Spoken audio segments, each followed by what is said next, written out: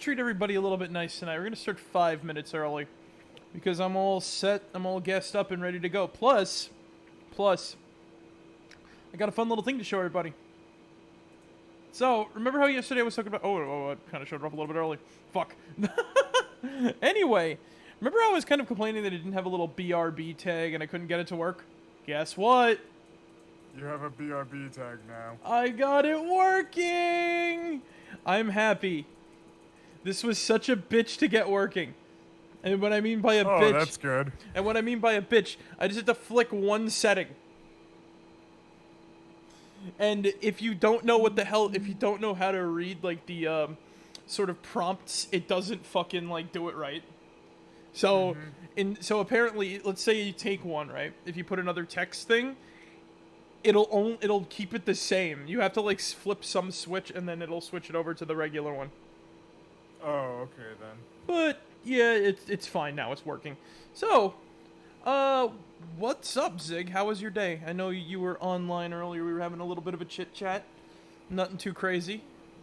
Yeah, nothing too crazy to be talking honest. about Just, you know, the same old shit. Yeah, because we can barely do anything. We're still trapped inside and all that other 9 yards and bullshit. So... Yeah, but what you gonna do? Bad boys, bad boys. What you gonna do? What you gonna do when we come for you? Anyway, so you know what you know what I was playing earlier today. Deadly Premonition. Right. Yeah, I managed to finish it. Oh, that's nice. And I am very happy. I'm proud to say that Deadly Premonition 2 might be one of my favorite games of the year if something else doesn't take its place. Oh, that's cool. Which hasn't been much, because I haven't been playing, like, I haven't really played a lot of shit that came out this year. Didn't Doom Eternal come out this year? Yeah. Yeah, and I didn't like Doom Eternal, so there's that whole 9 yards. But, as we get into this, I'm gonna give a bit of a review, my sort of, like, ideas, thoughts on Deadly Premonition 2. I have to say this though beforehand. Recommendations, I still can't recommend Deadly Premonition 2. You need to know what you're getting into before you play it. Like, you gotta be ready for the jank and everything like that. The butcher who commanded the castle kitchens fed the corpses of the Marek? dead to the ghouls. The efficiency of the Queen's household is formidable indeed. The vampires drain the blood, and the ghouls feed on the remains. Nothing is left. Using his powers is making Gabriel far stronger than I anticipated. He will need more than physical prowess when... I bet. Oh, right, these fucking guys. Alright, so I'm just about to say fuck it, I'm just gonna take him out, like, the hard thing. Anyway, Deadly Premonition 2, I still can't recommend that game to people who aren't familiar with the series, because it's still full of jank. Like, right. You have to know what you're getting involved with in order to really enjoy it. It's not a game for everybody, and let me stress that enough. Like, this is the reason why the first game got a lot of bad reviews. It's not for everyone. Like, you need to know what you're getting yourself involved with. You need to, like, understand all sorts of, like, crazy shit. And I can say this, especially so, I thought that this big thing, I thought that you didn't need to play the first game in order to play the second. I was dead wrong. You need to, like, by the end, it's very apparent that you should have played the first game before you played it. Before you play the sequel. Yeah, or else a lot of shit's gonna go right over your head and I'm dead again. Or else, like, a ton of shit's gonna go right over your head, as I said. Right. It is vital, I'd say. Luckily, I played the first game and I fucking love it, so that's why I got the sequel. And I'm not gonna go into spoilers, right? Solid, sweary is a mad genius. That's all I have to say.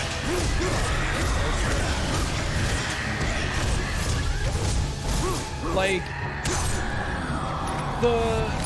the idea behind, like, it's a very streamlined version of Deadly Premonition, wherein there's not as much shit to do as there was in the first game. but the rewards that you get can potentially be a lot more meaningful. Rather than, like, you know, some random cards or whatever that you can obtain.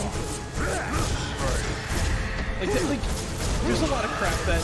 There's not a lot to do, and when I say streamlined, don't think it's like, oh, they removed, like, a ton of features or whatever. Not like, they removed a lot of, like, stuff that, you know, would consume your time forever, you know what I'm saying? Oh yeah, no, I know what you're saying. It's hard to talk about the game without spoiling anything. So... like, and this is what I want to say. I'll go into spoilers if, like, anybody wants to hear them. I'm not gonna go into, like, spoilers, like, right now. Because, what? Oh! That's a lot of pickups. Oh, shit. I guess maybe because you can technically run from this fight, maybe? Oh. They did that? Alrighty then. Well, that's interesting. Anyways, I was saying Deadly Premonition 2. Alright, so first things first, the big streamline that they did. So all of, like, the talking sections are condensed down to, like, between chapters. Rather than, like, strewn about the game. There's still a lot of talking segments, like, there's still, like, observations, you gotta, like, chat with people, you gotta chat with, like, a couple of people in order to figure out what's going on with certain events and whatnot. But there's stuff still that also, we'll read that later, we'll read that afterwards. I don't want to, like, break up my argument. Not my argument, but my, little spiel here. So there's still, you know, there's still points where you gotta talk to characters and everything like that, but it's not as much as in Deadly Premonition 1. Where it's mostly done because, you know, detective work and whatnot. This game, the big crux of the story is that, like, Morgan is, like, basically sort of under arrest for something he technically didn't do. Like his two victories in the cases are, like, two sort of victories in the cases that he got, like, for the original game and this one, are, like, they're pulling that shit into question, basically, because from his reports, everything he talks about sounds like a load of bullshit. Remember, Morgan's, like, a very eccentric fucking character, so, yeah, of course it's gonna sound like bullshit. So, like, they're like, oh, but, you know, all these accounts don't make sense, blah, blah, blah. Like, how do you do this sort of thing? And a lot of the stuff about the sequel confirms a lot of my thoughts on the game, which like, just the series in general, which I enjoy, especially considering, like, the big sort of, like, reveal is not really a big reveal at all. The other thing is, if you're a fan of mysteries and you're kind of tired of, like, you know, reading all sorts of, like, mystery stuff, because, like, it's all gonna be like, oh, you know, this is, like, formulaic, blah, blah, blah. Every part of the game had a big fucking twist. You're like, oh, that's gonna, like, you know, that happened instead of, like, what this was gonna happen. It's like, you know, wow, I thought, you know, it led me on a loop. I'm thinking, oh, yeah, no, like, this character's gonna be behind something. And then that didn't turn out to be the case and whatnot. It's very hard to talk about. 'Cause technically, in that, me saying that in general is a spoiler. Because, unlike the first game, there's not that many in this one. So that could be like, a crux, that could be like a curse, I guess, for a murder mystery if you don't have a shit ton of characters, but at the same time, streamlining everybody, I think, is better than, like, you know, having, like, a giant cast of characters with none of them doing stuff, you know what I mean? Even if it is supposed to be a murder mystery. Because you can always pin down who didn't do it, like, quickly. Was that Deadly Premonition 1? Yeah. In the first one, where, like, you can, like... Because it's like the first game is like any other sort of mystery. You can pin down who did the murder. Like, you can pin down who didn't do the murder quickly. Right. In this one, you can't. Though, it also comes at the cost of, some character reveals being, like, you know, too quick. So it's like, it's like, oh, Yeah, I so know what you mean. that kind of came out of nowhere, you mean. So it's like, this happened, and then it's like, then this happened, but then this happened. It's like, it's a constant string. So there's that sort of thing going for it. Like, if you want like a lot of twists, there's a lot of twists, but if you just want like a simple, like, it's also good for like a simple mystery, because like, even with all the twists, it's still simple enough to keep you thinking, but also like, you know, off your toes in a way. Like, it's easier for people to understand. Right, I know what you mean. Because like you'll know, like, you'll know all your prime suspects, you'll know all of like people and everything like that. And because it's a short cast, the unfortunate thing is, you know, you'll be able to pick out who didn't do something versus who did quickly. And there is a sort of like moment of, oh shit, that, you know, like, we forgot about that thing. It's pretty cool. And the ending is just kind of like, as I said, it confirms a lot of crap. I thought I picked up the key. The ending confirmed a lot of crap that I thought about, like, the first game, with its, like, sort of way it's done with the world and everything like that. And that's basically it.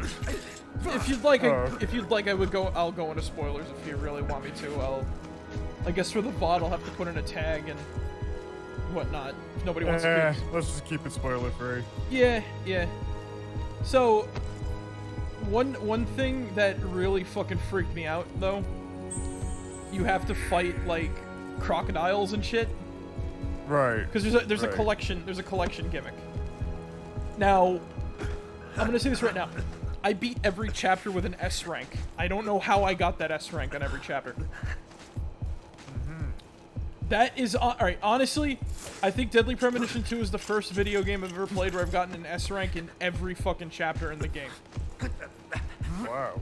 That's still not going to, like, it still doesn't affect, like, why I think it's my favorite game of, like, the year, but it's just, like, it caught me off guard, too. I'm like, wait, how did I get an S rank? I feel like I did crap multiple times over. Also, the other bits, like, the side characters are pretty damn cool, too. But yeah, so, like, S ranks, I guess, are very easy to get, because if you've watched me, I'm terrible at video games, I guess is the best way to put it. Yeah. I suck. I suck unless it's a game that I know for, like, good, or, like, you know, the game is, like, very easy to get into, or simple to control and shit like that, you know? But DP2, it's got a lot of, like, great story. But it's got a lot of great story, but it comes at the cost of, like, you know, I guess the amount of things you have to play. Because it's a lot more... Oh, no, pachinko.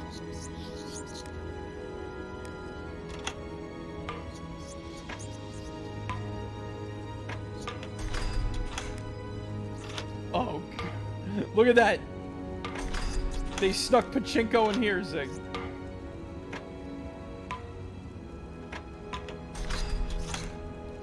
Fucking Konami. Ay. Anyway, so as I was saying, though.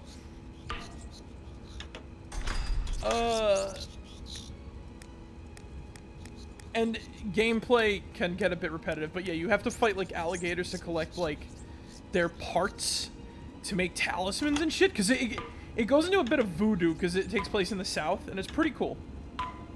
Oh, okay. Yeah. So a lot of, like, French cuisine and, you know, all of, like, that stuff. It's right up your alley, Zig.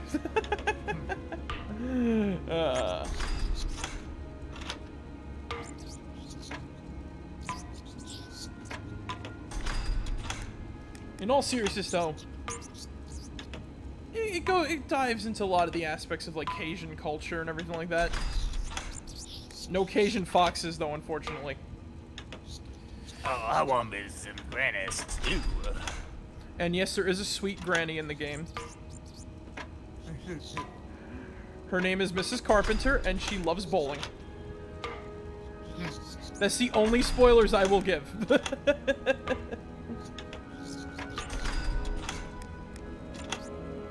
Cajun granny stew.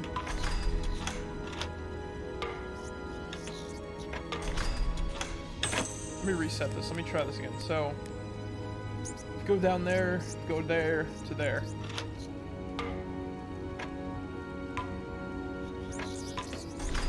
Okay.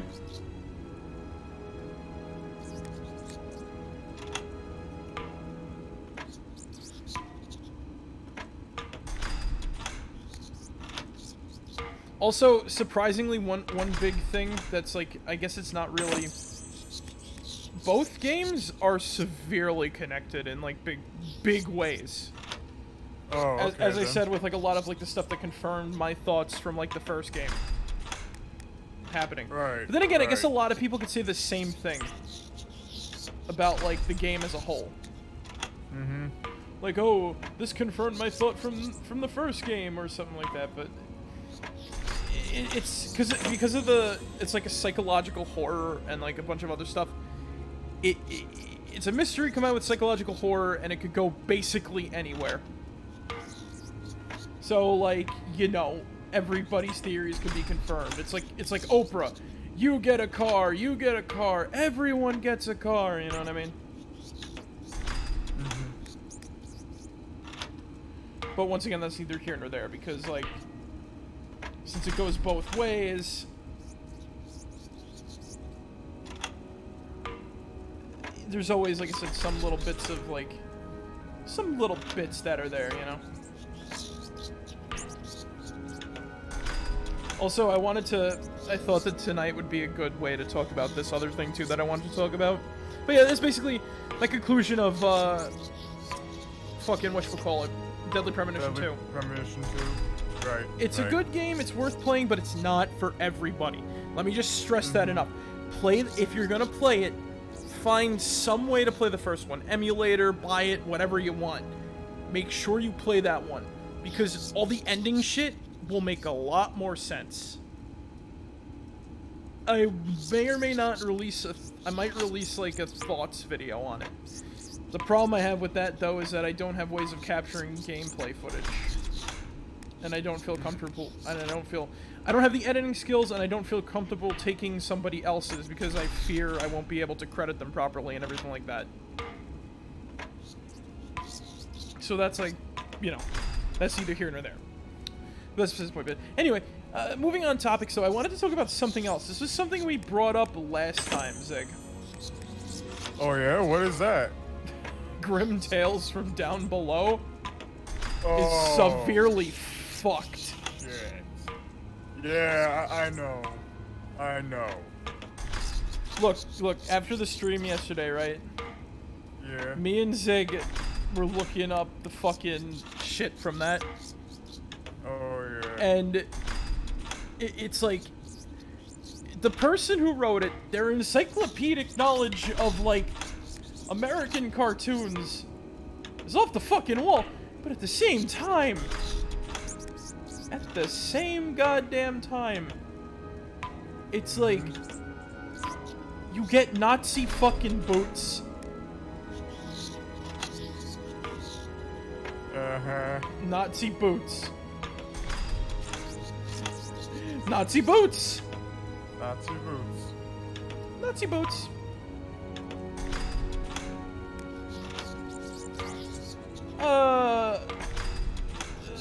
Such as that, it's like, there's also Nazi Dora. Nazi. Oh, yeah. Like, why the fuck is every character a fucking Nazi in this? Like, what the fuck happened here? What is going on? I don't understand it. No, the worst part is, I go to the characters list on the wiki. The first fucking character that pops up, Zig, you remember who it is? Yeah, I know. It was who Hitler. is. It was fucking Hitler. And then, remember, the Grim Reaper in this story is supposed to be the one from Grim Adventures of Billy and Mandy. And the fucking only sentence, like the few sentences that there are on Hitler that's apart from real world logic, well, is the fucking, like, is the whatchamacallit. It says that Grimm was the reason why Hitler started the Holocaust, and I'm just like, what the fuck is this crap? Bruh. I'm like, what the fuck is this crap? Why is this a thing? Who thought this was a good idea? Like fucking, like, you know, I thought I understood the internet. I thought I understood the internet, but I don't understand the internet. Yeah, every year it gets a little bit. I feel a little bit more like a boomer. I think I understand something. I don't understand something, Zig. I don't. I fucking don't. It scares me, Zig. It fucking scares me. I know it does, man. I know It's almost like technology, Zig.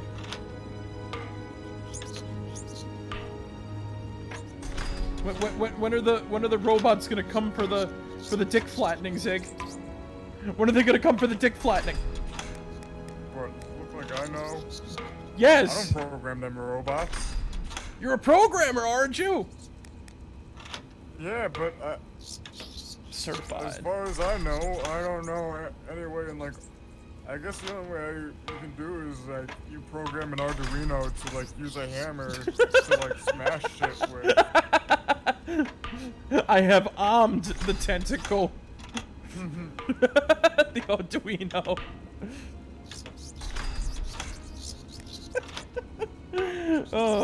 Why the Arduino? The Arduino is the thing you actually program stuff with. Oh shit.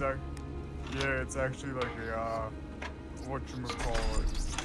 Not really a motherboard, but you know.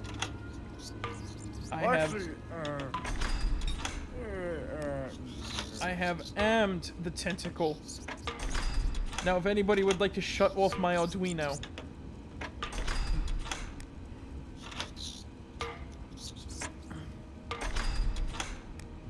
I think I almost got this figured out, Zig. Okay.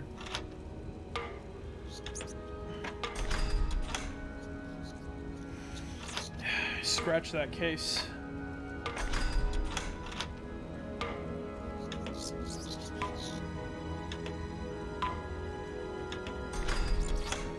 Now I can see why I don't remember this part of the game.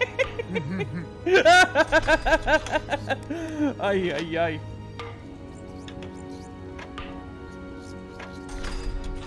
We did it! Woohoo.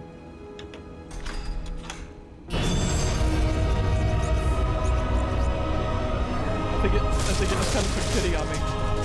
Also, I just realized something. You see this over here? Yeah, what about it? Foreshadowing.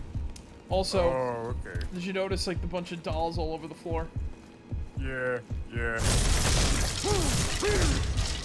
And a lot of Also- What's up? Don't we have some scrolls to read? Oh yeah, right. Good eye. Yeah. All right, would you like to read the first one, Zig? Sure. I have assessed the expanse of the castle, and it is truly vast in size. The Dark Lord that rules here is well protected, and I fear none from our brotherhood will ever come close enough to challenging him. It is cold here, and the wind chills to the bone. I am fortunate not to have been discovered, but I do not know how long that I will last. And he didn't last long. Oh yeah. The castle was once a place where horrific experiments were conducted. I have heard folk tell of clockwork mechanisms that still continue to turn for no apparent reason, and strange contraptions that wander its dark corridors. Lightning strikes here often. Is that what gave life to these things? Is the castle itself a giant conductor for the vast amounts of energy needed to resurrect these unholy abominations and experiments that created them? Creepy. Yes. Oh. Hint scroll. There's got to be another one. But who knows? Ooh. That's the mystery. Well, we got 2 of those. Let's see. We got... Remember, there's relic powers. Let's see if we can... Shadow Flames. With the shadow magic, the combo creates a flaming vortex of shadow energy from your combo. Crossfire is extremely deadly, but you will be rooted to the spot. Well, I will take it. Alright, let's go. Oh! This part of the castle was once where acclaimed scientist Friedrich von Frankenstein conducted his experiments into artificial life. He was quite mad, and often would conduct horrific and depraved acts, trying to discover the secrets of life itself. His own demise was equally gruesome. The vampire queen took him, but kept him alive, thus over many centuries. She fed on him daily, keeping him at the brink of death, yet living and aware. Why she did this is only known to a few.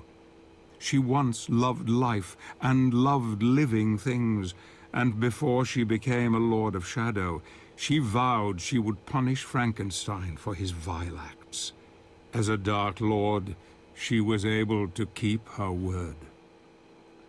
And she was not wrong. And Sir Patrick Stewart was not wrong, actually.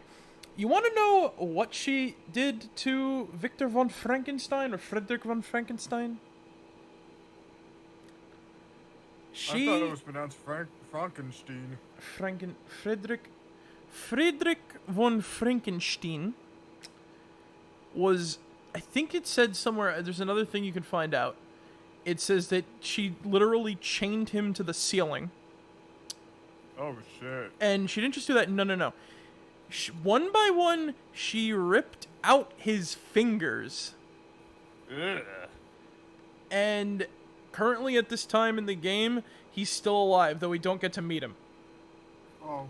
And in the DLC, I think the Reliquary one, you actually find his fingers as collectibles.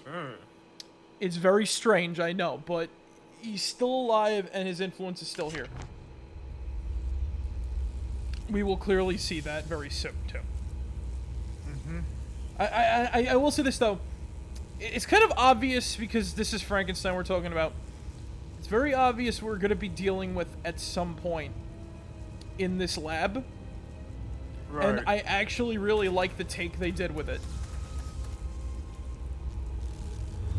I'm not a big fan of Frankenstein's mods. I think this is just a, yep, it's hand scroll. Would you like to read this one, Zig? I have spent 2 days in this labyrinth, trying to figure a way out of here. With some observation. Jesus Christ, I can't speak today. Anyway, it is Zig, easy to Zig, see it's all right. that the strange devices create deadly barriers between the blue and red ones. Now I only need to find a way to make them switch colors. And it's kind of obvious what we have to do. Yes. But as I was saying, though, don't worry, Zig, it's fine that we can't talk anymore. We've been trapped inside for, like, months. It's a miracle that we can even speak to each other. I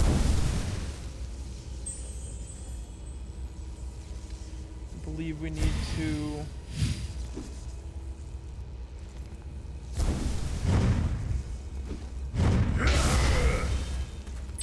I'll be right back. Alright, no problem.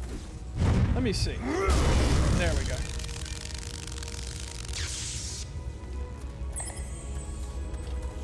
That cable goes there, this one goes here.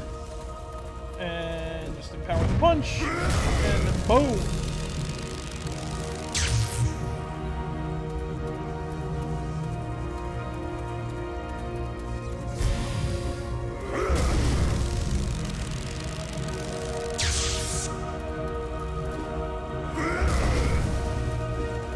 Oh right, yeah, you just gotta hit this with the blue one then. If I can get close to it. There we go.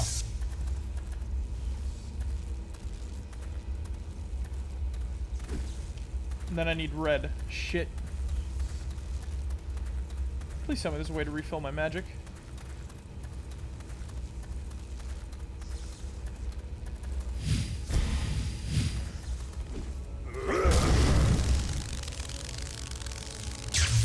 There we go. Oh, you don't even need to use the magic button. Okay. Oh, yeah, that makes sense, too, because the blue one doesn't waste anything. Alright, so I was wasting magic by a complete and utter accident, and I didn't even need to. Cool. Alright, so we can focus on fixing this shit now. Alright, at least now we know what to do. Okay, so this was getting a little tough. Just follow... The tip for this, though, you just gotta, like, follow the wires, the buttons, and you'll be fine. But yeah, I'm not a big fan of the Universal Frankenstein. I find it a little far-fetched that you can revive a dude with, like...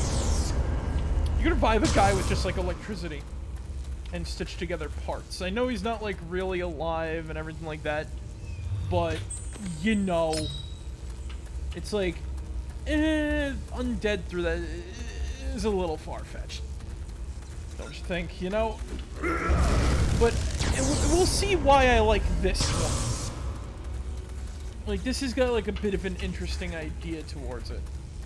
I feel, at least. So, what did I miss? I was talking about how I didn't like the Universal Frankenstein. I feel like stuff like that is far-fetched, but I do love the design of the creature in this game. Oh, okay. Though I will say this, though. Castlevania Portrait of Ruin did a great job with the Frankenstein monster in that one. Oh, okay. Because he's mostly... Well, What's up? oh, no, go on. It's mostly a machine with, like, flesh over it. It's mostly, and guess what? Guess what else it has? What? In its arm, it's got a flamethrower and a fucking Gatling gun and a missile launcher. Yeah, they made Frankenstein badass. Now, I have a question. What's your question? Is there a cutscene in this game where the Frankenstein monster comes up and then it goes, "You're blue and you don't know where to go to, why don't you go where fashion sits?" Put it on the ring! I wish. I fucking wish, but unfortunately. I wish, but no. No. Yeah. That's not even any of the mainline games, neither. That would have been great. A man can dream, no, but besides the point. Put it on the Ritz. You know what? A young Frankenstein video game would... Actually, that'd be a horrible idea. No, forget I said anything. No. Yeah. Forget I said anything. It'd probably be some really crappy rhythm game. Imagine if it came out during the like Connect and shit, and you had to one portion was like the town show and whatnot. Oh my god. Yeah. I forgot. What happens in the ending of Young Frank? Does he put his brain in the Frankenstein? Yeah, so he does give some of his intellect to the monster and shit. Right. Willy Wonka becomes fucking... Willy Wonka raises the dead. That should be an alternate title, that movie. Willy Wonka raises the dead. Imagine, like, fucking... It's like, okay, so, I've been informed that some people want... So, anyway, we're going to change Young Frankenstein to Willy Wonka Raises the Dead. Thank you. Have a good night. Any objections? No? I have one. What's your objection? It's stupid. Put him in the pit.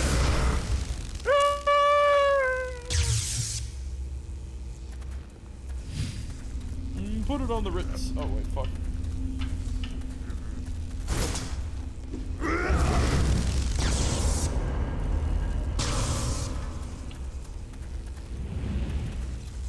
Oh, right. You gotta do the explosive dagger.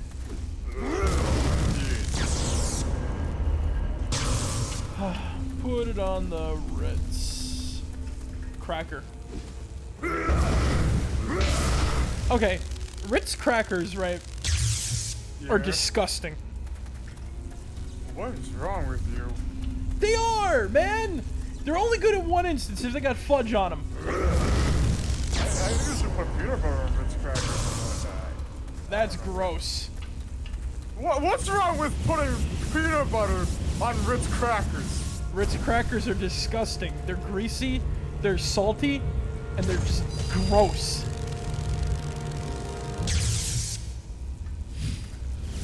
And then if you just put peanut butter on a Ritz cracker, you're exacerbating the problem. You're just making it even more salty and disgusting. Granted, peanut butter has a little bit of sweetness to it, but I have to say this. The best peanut butter, like the best sweet peanut butter you could ever get, is on Nutter Butters. But there's one catch though. Yeah. The Nutter Butters have to be covered in fudge too. Oh. Yes. Look, chocolate and peanut butter go together like a Reese's. It cannot be separated. I know.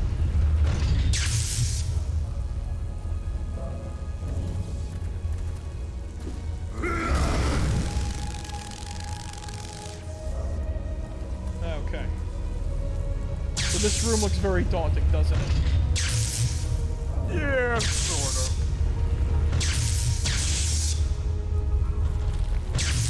It's not, though.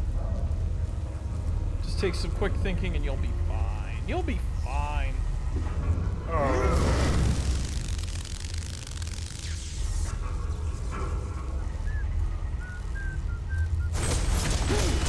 From the studio, anything goes.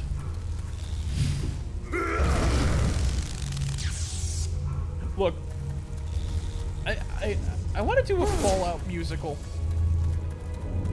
That'd be cool. That'd be interesting. It'd probably be bad, but it'd be interesting. Oh, God. Holy shit. Right, let's see what we got in here.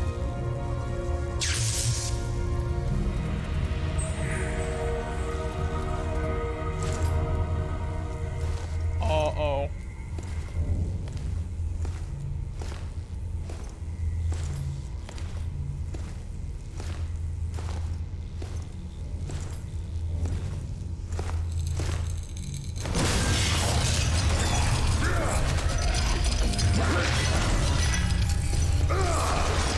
This is Frankenstein's creature.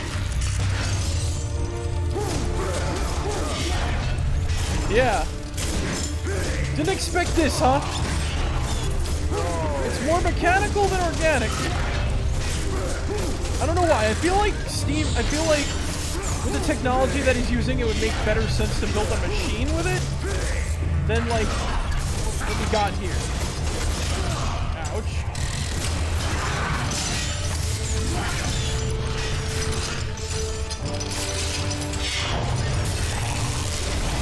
As you can see, it's healing itself. It's an easy-to-kill thing, but it heals itself. And it's also got a great soundtrack.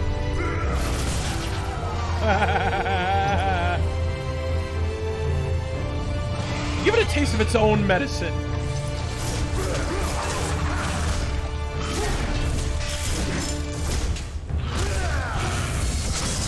Let's give our new. Oh fuck! I'm not gonna die tonight. No, sir. Breathe.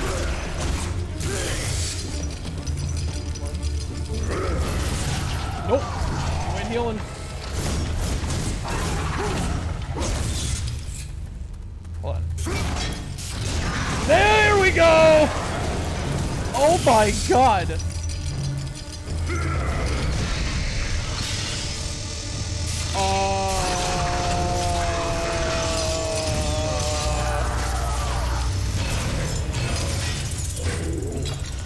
We just fucked that thing shit. Yeah.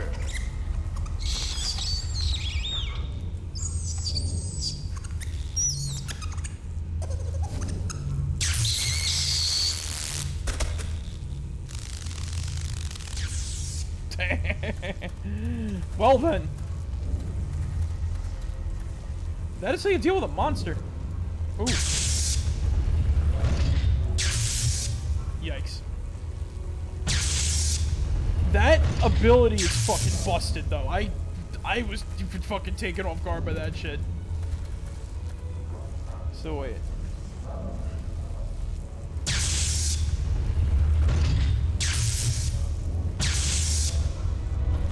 I think that'll fix the door we gotta go through. Or not. I am very. You have to go the other way around. Oh yeah, right. Oh, wait. No, you can't, because you'll fall. Oh. It looks like it though. Oh yeah, no, we did a moving platform. Is it gonna? Yep, it's coming this way. Oh, don't worry. There's gonna be a lot more of this type of puzzle. Very like in a few. Oh, life gem. Yes! There we go. Free heal up.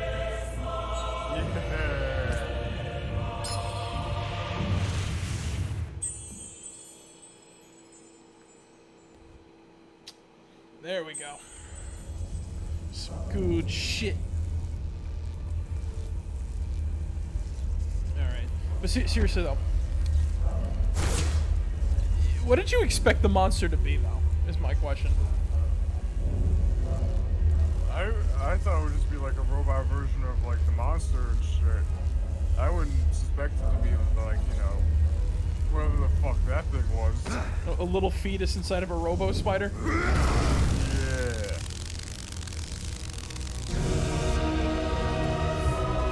Yeah, basically, right? It's like no one suspects mutant fetus.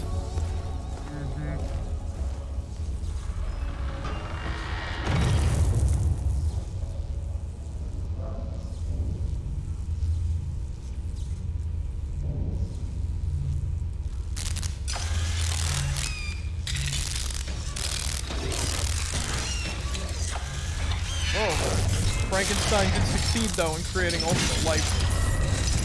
Yeah.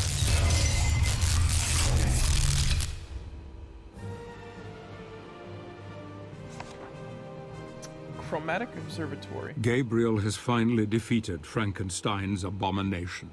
This hellish place is enough to thwart any man's resolve, and yet Gabriel seems completely willing to continue to the bitter end. I hardly recognize my old friend now. A steely resolve has taken hold, and compassion is now gone from his heart. He doesn't sleep these days, more's the pity. He just rages at the world and those creatures that dare to confront him. This next challenge will tax his mind further, and I fear it may break it forever. If he's talking about puzzles. Alright, seriously though. Man, doesn't these armor on the wall look a little bit, you know, familiar? Yeah, it does, doesn't it?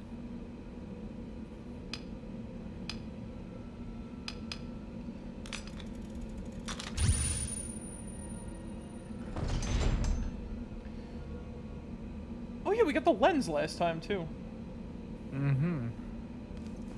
But we didn't use it for anything, which was weird. I guess we installed it in there. Oh yeah, this is the puzzle fucking chamber. Oh, there's so many. He doesn't sleep. He doesn't sleep these days, Zobek says, and we enter a chamber full of puzzles. Honestly, if you haven't slept in like days, of course doing a puzzle is gonna like make you flip a shit.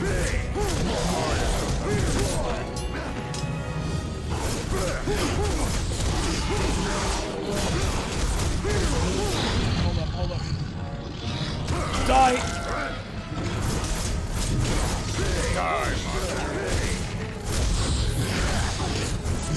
And stab two. It's not hard to kill vampires.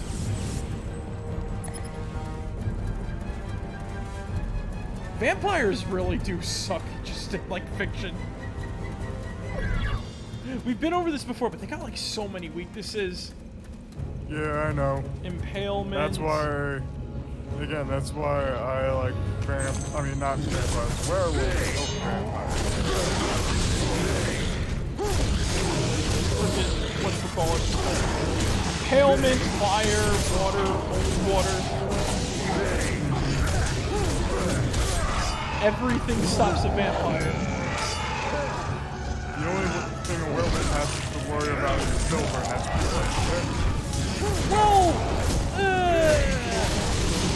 Well, silver can greatly, like, you know, damage a werewolf. They're still mortal, you know, like... Yeah, that's true. Well, there's, look, there's the crux, though, there's the plus. You don't have to live forever. You die when your time is not, you die when your time is nigh. No need to worry about it. Hey, speaking of werewolves, did you see that Wolfman movie that came out like several years ago? You mean the dark, gritty version of it? Yeah. I saw the trailer for it and I thought, wow, this looks kind of stupid, to be honest. I saw it. It was fun. Oh, okay. Look, I love it when, like, the Universal monsters actually portrayed, like, you know, vicious killing things, you know? Right. Because it's like, look, Bela Lugosi as Dracula is not scary. I'm just gonna state, like, my thought on that, you know? Mm-hmm. Oh, we gotta be very careful. I just realized something. Oh, yeah.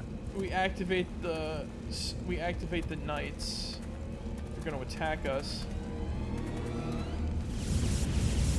But like Bela Lugosi is right. He's not scary, really. You know, like Christopher. It's silly when you see Dracula come out with like the haircut and the suit and the cape.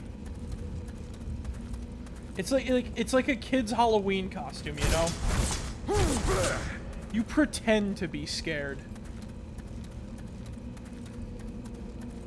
Like, but when Dracula's like, you know, then again, vampires aren't like, you know, that scary. But when Dracula becomes like some sort of like man bat or whatever the hell, and he's like gonna like rip you to shreds and shit, it's like, oh fuck, you know, it's like, oh fuck this shit, you know, it's like, damn it. Yeah. How do you fight this?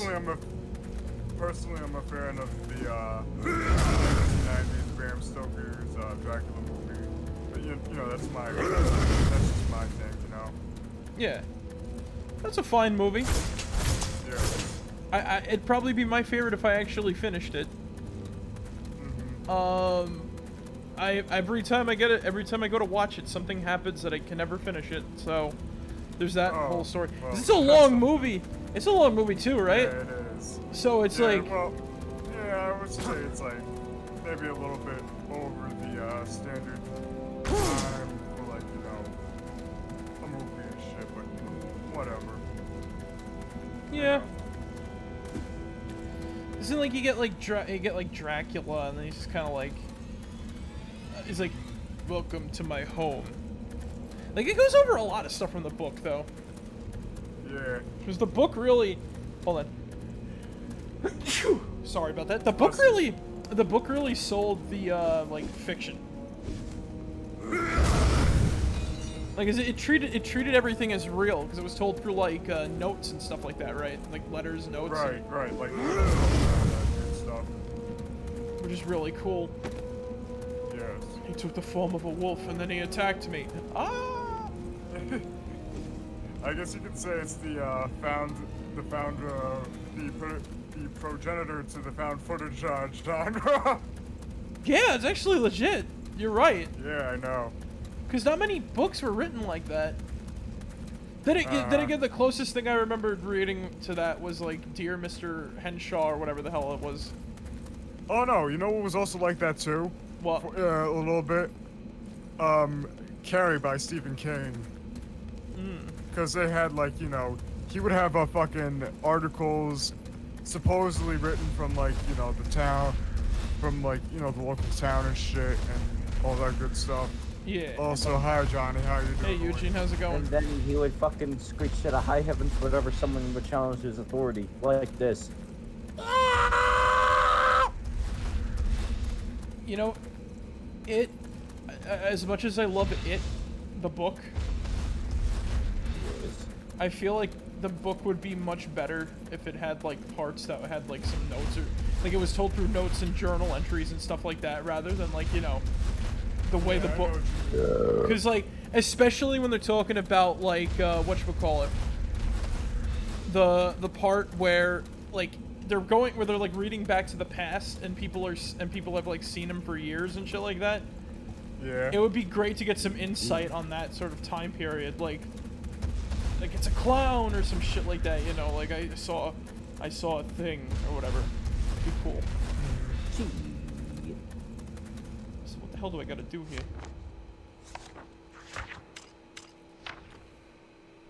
The tiles appear to be some kind of key to open the door. I managed to light the section by activating my last shadow gem.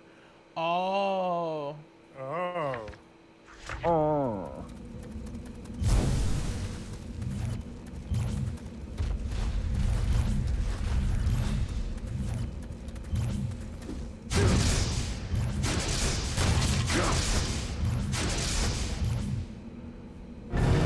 That is actually pretty intuitive. Yeah. I don't know if Like the puzzles in the like, I kind of wish the Castlevania. I kind of wish the Castlevania was a little bit like this, like, you know, back when it started with a lot of like puzzles and shit like that. Because there's a lot of cool puzzles you can do with like some of the abilities that you get in these games, especially in like the not Legacy of Darkness, but whatchamacallit? What the hell was that one called? Aria of Sorrow and Dawn of Sorrow. Oh no, these fuckers again. Oh shit, they kind of did the Shockmaster voice. Go away!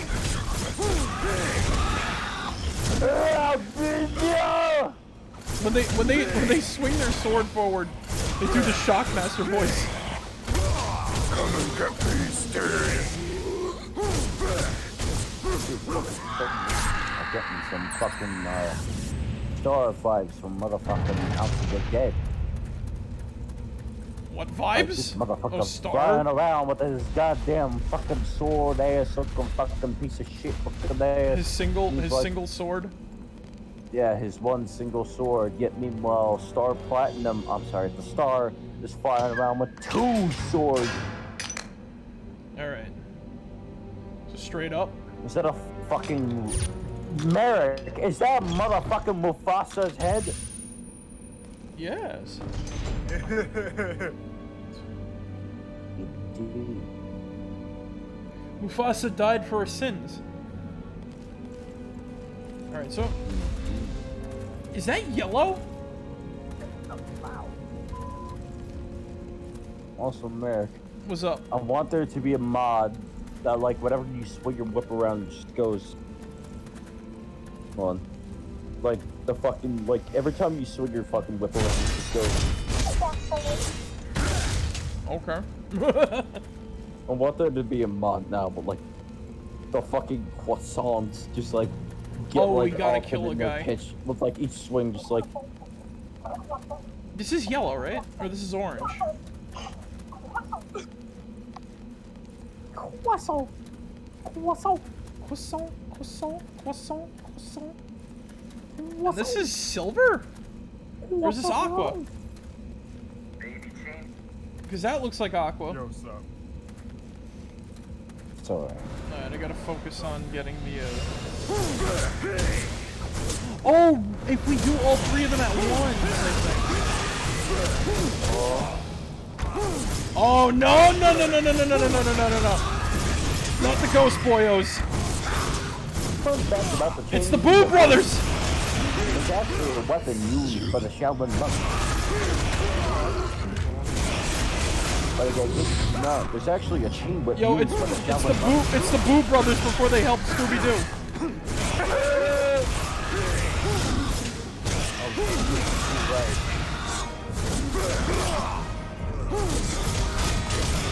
They didn't like this gig too much. Wait. Hold on. Hold on.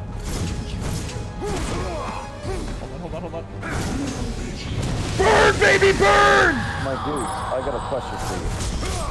What's up? What's up? What would you consider to be the perfect recipe? Fucking hungry man or something. Oh, that was fucking awesome. Ziggy. Yes, indeed. That was kick-ass, my dude. So what was your Also, question? Ziggler. Ziggler, what do you think you'll do?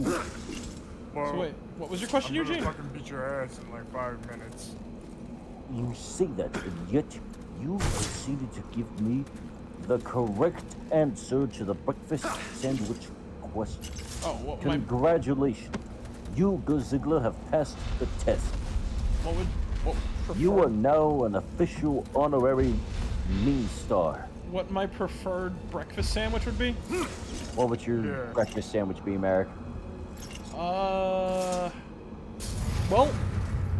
alright, I'd either go for a chicken cutlet on a hero with 3 eggs and American cheese. That's nice. Or Okay. I would go for 3 eggs on a hero with American cheese and home fries. Home That's fries? actually pretty good too. Yeah. That's not a bad combo. Honestly, No meat on there? if I could add a meat, Yeah, like any meat. Alright, so some turkey, maybe. A little bit of turkey. Really? Gotta that's get that, nice. Gotta get some food, gotta get that food coma going on, you know? Also, I need to Yeah. get more magic before I do this. Shit, there's actually a fucking sandwich. It's like basically just like a fucking Thanksgiving dinner. Oh, are you talking How about do I the put moist this? maker? My dude, how do I put this, Marek? Like, how do I put this? Turkey. I would love a moist stuffing, maker without. cranberry sauce on a fucking hero. That sounds amazing. Oh no, you want to hear an even more amazing sandwich? What? Breaded chicken cutlet, bacon, barbecue sauce, cheddar cheese. Drop the bacon for me, because I don't like salt, and boom. That sounds great. Okay. Yeah. I don't like salt, okay? No, Look, I'm just kidding. I try everything. It's all good. I try everything in my power to cut a lot of salt out of my diet. I know. I only eat salt on very rare occasions. Usually when I'm eating like homemade Mexican no. food, because you can't really remove it from that. Right. Well, I mean, you can. It's nice. Old El Paso. Like, Then again, I guess it depends on the Mexican like dish that you get. Or it also depends on like the ingredients you use, i.e. people in my household use Old El Paso. Old El Paso. Your parents need to get a better cookbook. Hello, Marek1shtar's parents. What do you think you're doing? What are you cooking today, sir? What are you cooking What do you think you're cooking today? What do you... Mexican food with El Paso. Oh! Oh, hey, what's this? Oh, dude. Oh, okay, cool. Look at this shit. Old El Paso. Refried Why beans. not both? Refried beans. Taters.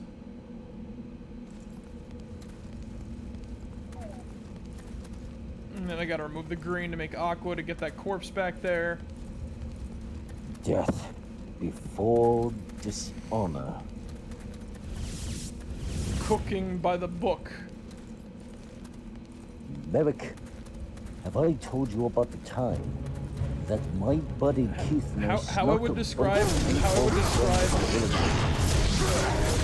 I don't like cooking by the book, but here's the thing though. What? I don't like recipe pirates. You don't like cooking by the book. But I don't like recipe How do I pirates. put, well, how do I put this guy? Well, it depends on the food from the book. Well, Merrick, try cooking by the book the first time you cook a specific recipe, and then you modify that shit, like, the second time you try to do that shit. You modify it, like, to your specific recipe. Like, how to, like, As the old saying goes, if I may interject. by all means, go ahead. It's a piece of a pretty way to make a cake. If you... Now that's a smart You answer. can't be lazy. You gotta do the cooking by the book. Gotta do No, you it. can't. Never make a recipe. Our fiddle-dee-dee. You know what? Ziggy's sweets are mine.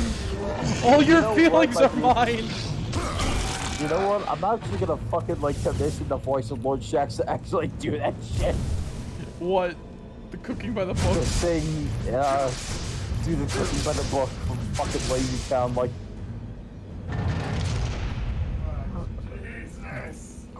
Alright then, Zig. I'd commission. Better get, who should I do? Who should I commission for that? Lord Shax to do it at this point. I don't give a flying. No, I mean, like, should I do Lord Shax or Saint 14? Like, out of sheer curiosity. Do a fucking duet with the Ah, it's the Shockmaster brothers. Man, I sure you are having trouble. The shock bro. The real consists of dumping a glass of water on Shockmaster. No? That you're a silly boy. You must go to big brain beach. Yeah, you see what you're doing. Shockmaster. Who was the Shockmaster anyway? No, right. You know what? Okay.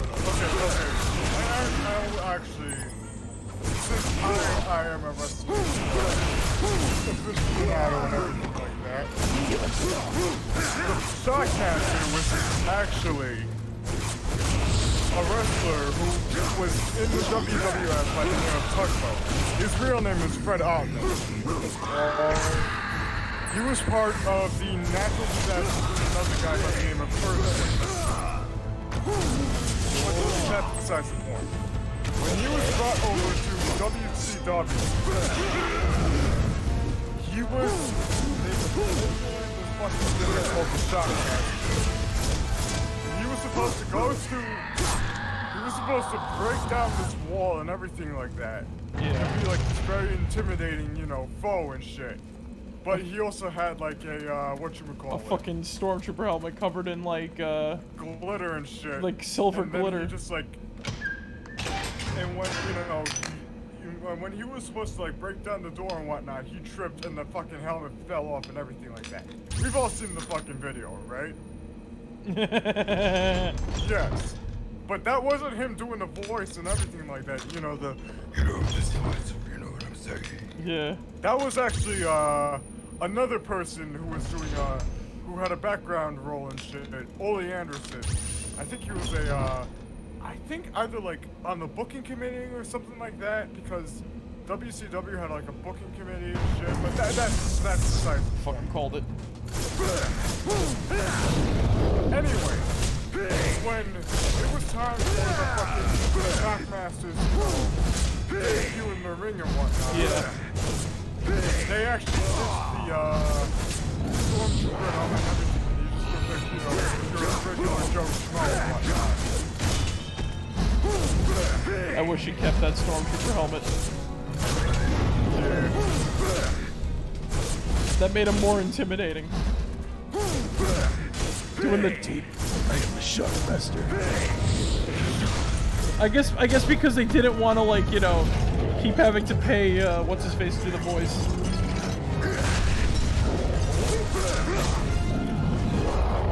Yeah. Next time we catch you. Next time. It was around the time like he started like he was actually doing shit. But by all accounts, he was actually a dick in real life. Really? Really? Not the Shockmaster himself. He seems like a pretty cool dude. But the guy who like, you know, who did the voice and shit. For The guy who did Dr. the Claw. voice? No, not Dr. Yeah, the Dr. Claw looking voicing guy and whatnot. Ole Anderson. Did you say Willie Nelson? I said Ole Anderson. Willie Nelson? Yeah, let's go with that. not the Willie Nelson, a Willie Nelson. Uh-huh.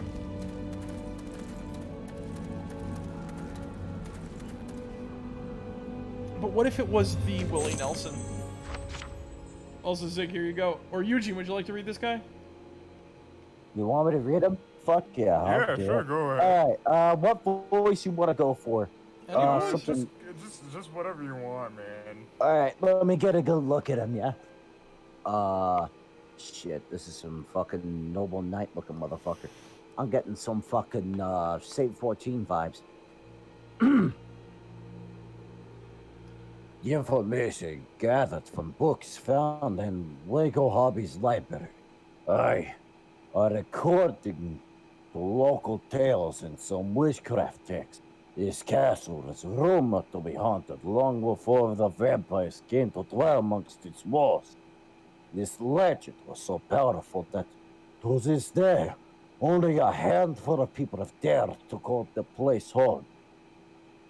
One of the families that owned the castle, the Bernard clan, supposedly made a pact with a hellspawn, which resulted in the building itself becoming possessed by the demon.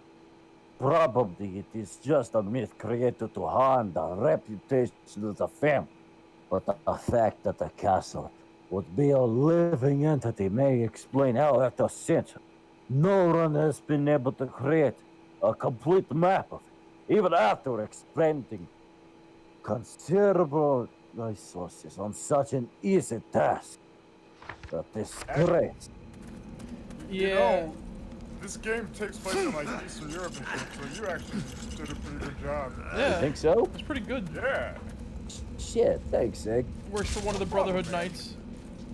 Yeah. Yeah, I'm not gonna lie. Wait, who you playing as, you don't want me asking, Eric? Gabriel Belmont. I'm not gonna lie though, fucking Gabriel Belmont's giving me some fucking Mortal Kombat Deception Shang Tsung vibes. With the outfit. Just the costume itself. Like, I'm not gonna lie, like this dude would look like he would sneak up behind fucking Liu Kang and MK11 and just go, "Oh my most she did him." Nani! And just fucking snap Liu Kang's neck. And we got the key. Do you really? And what is hiding in here? A dark gem. Ooh. Let's see what's behind door number 1. Basically, though, that lore that you just read is all true. Is it? Yes. Is it really? Yeah, the castle is alive. This was always the case, even in the classic series. Wait, does this mean that we're running around in Howl's moving castle? It doesn't move. It kind of changes rooms around and shit like that. So it's It explains the redesigns between the games and everything like that. It's a meta mechanic. It's a meta mechanic in a so sense. it's David Bowie's Labyrinth. Yeah. Except without Jarrett, or whatever the hell the name of the Gareth, or whatever the hell the name of the fucking Jarek. Jarek. Wait. Dance, magic, dance. I honestly would rather like fucking. Oh, hold on, Jarek? Yeah, I'd rather actually have Jarek be the villain of this game. I'm not gonna lie. You must like, buy. imagine the fucking like chaos that would ensue. Well, he did appear in fucking regular show. Stealing Rigby's bed. Oh wait, no, I'm sorry, I pronounced his name wrong. It's Jareth. Jareth. Wait. Yeah, J-A-R. It's not fair. I never lose. I'm not gonna lie though, fucking Jareth actually scared Cutscene. me as a kid when I first saw fucking Cutscene. Labyrinth.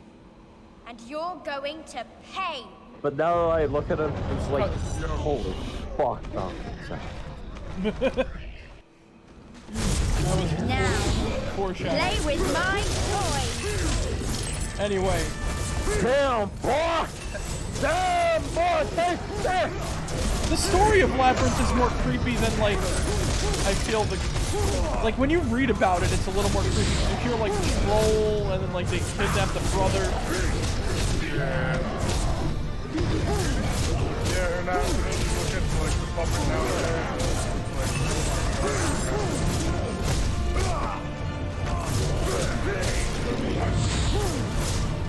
Johnny, have you seen the puppet what was the name of the one guy from what was shit, 7 6 Yeah, that guy. Shit, hold on, give me a sec. I'm gonna look that shit up. Come on. Come on. Give me a sec.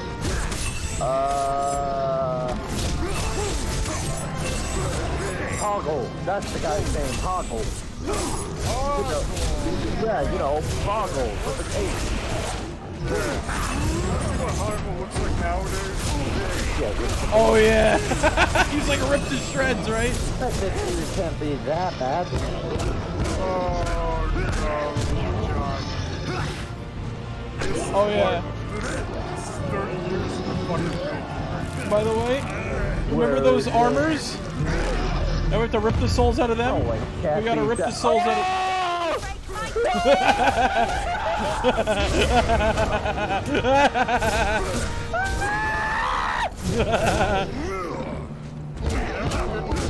He's gone, bro. He honestly kind of looks like these guys now.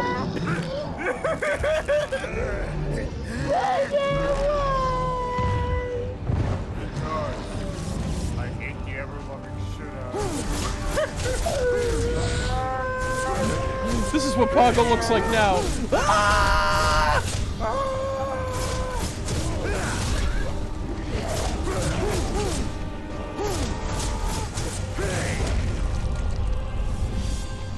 Oh, this one is fucking cheating?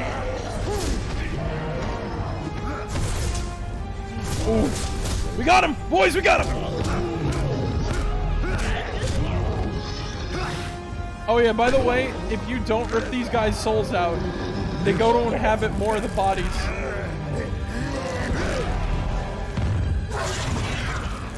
No!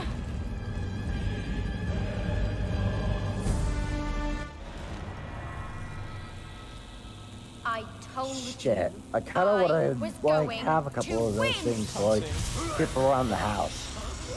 To guard my house, I mean. Nobody beats me! Do you hear? Nobody! Don't resist. Embrace sweet death.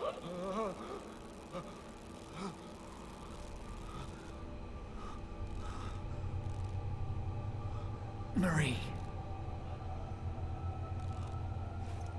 Fight it, Gabriel. This is not your time. Not now. Too much relies on you. I have nothing left. I have done questionable things. I have failed.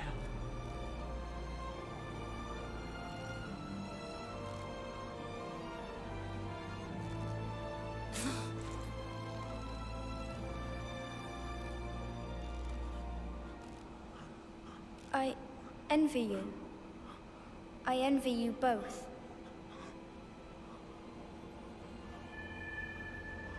I don't want to play anymore.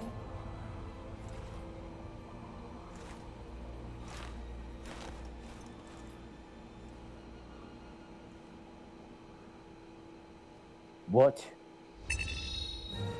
What do you mean?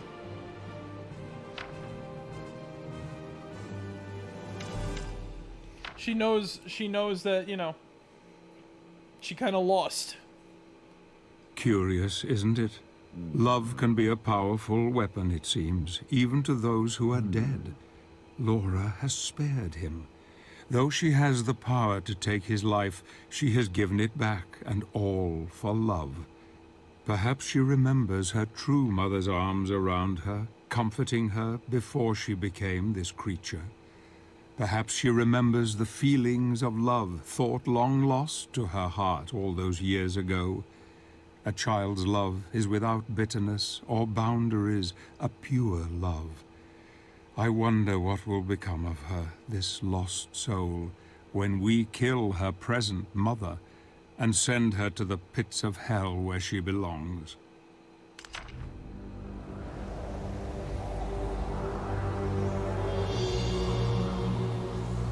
Zobek. Always putting everything in such poetic value.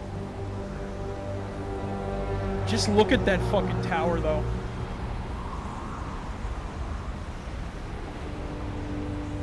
And we don't go up there by any fucking staircase. Oh, no, no, no, no, no. We walk along a chain.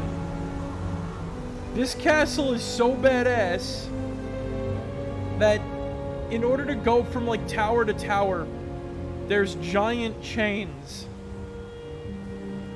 that you use as walkways.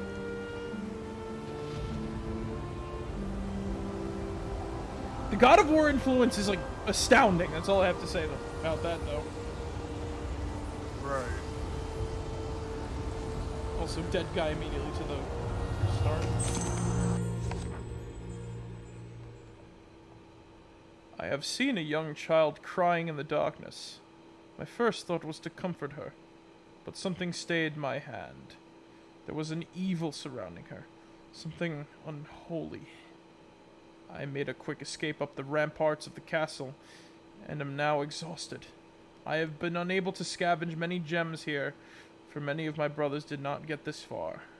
I fear that the task set before us is impossible, and the world is lost, but I must not give up.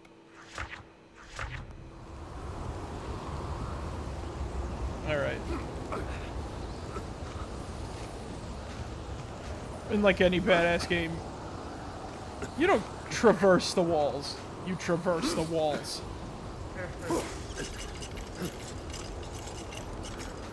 Seriously though, like, I'm surprised, like, no movie has ever thought of, like, the idea of making the castle, like, this titanic fucking, like, thing, you know?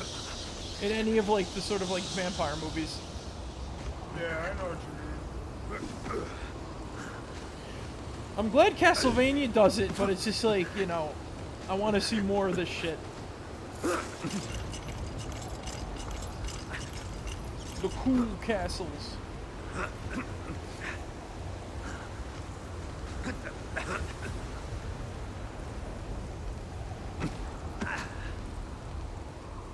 Wait, this is the part with the chain.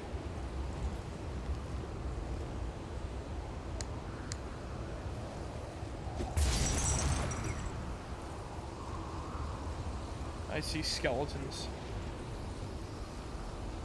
Baba Booey, I see skeletons, Baba Booey. And vampires, holy shit.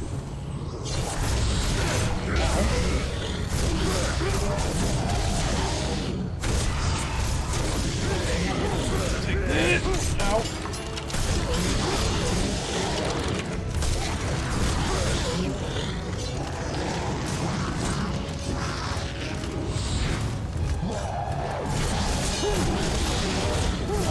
Yeah,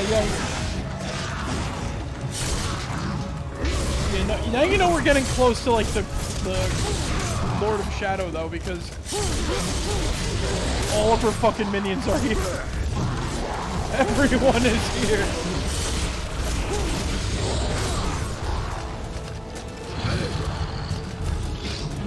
You get a stab. And you get a stab. Everyone gets a stab.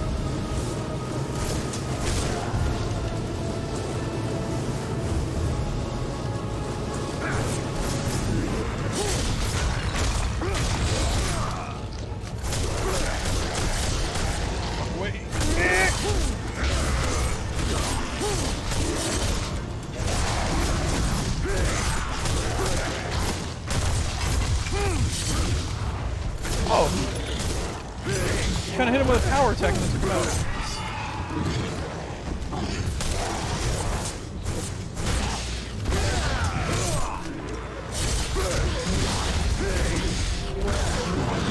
Come on! Ah! Take that!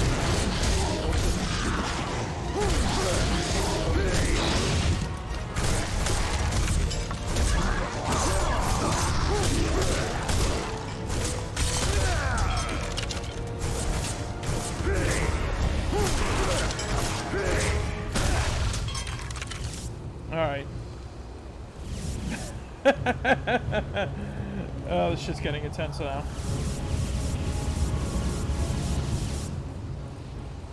I really hope we're not gonna have to deal with like an infinitely spawning enemy situation.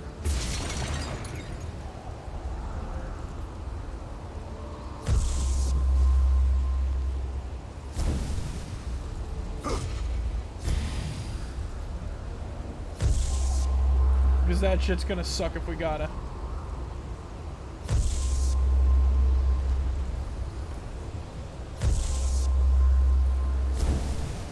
Please, please, please, please.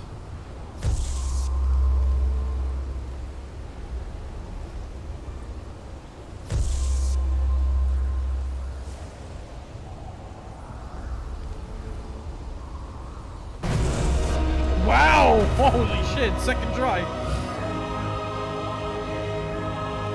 And no worries whatsoever. Man, trial and error puzzles like that can be a pain in the ass, because I don't even know if there's, like, any, whatchamacallit, any other hints other than, like, just guessing until you get it right. But even so, we traverse the chains now, boys. I know Ganon's gonna be upset about this, but hey. The chains! No! You haven't seen the last of me! You dare bring light to my lair? You must die! Yeah. Oh my god, these fuckers again, really? Yeah.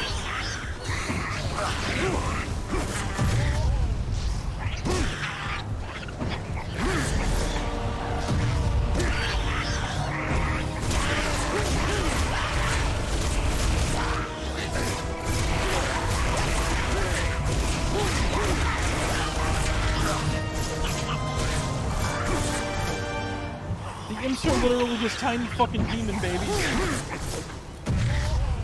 You knee them in the fucking nuts and they explode.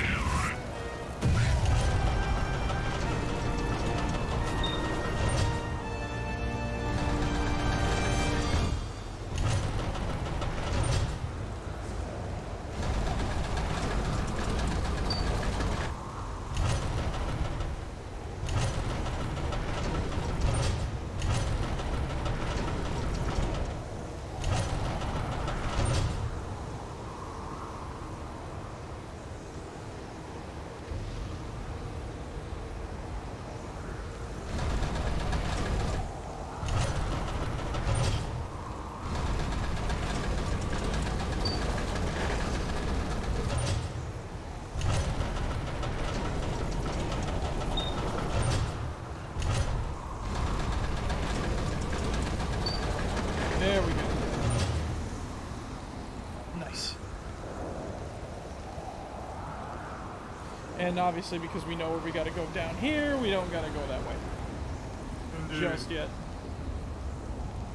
I don't know. I like well-placed secrets like this in the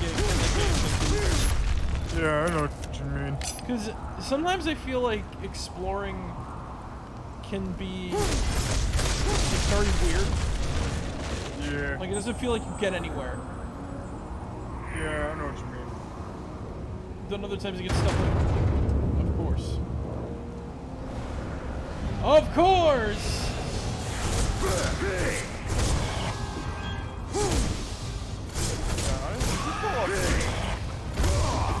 Fucking shock master bros. Ow! Good.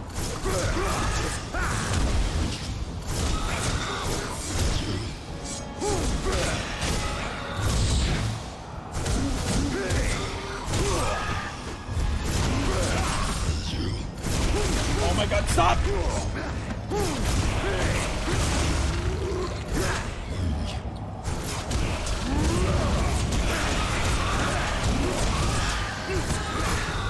Oh, got one! When you don't know you did something good, Yeah. and then you just...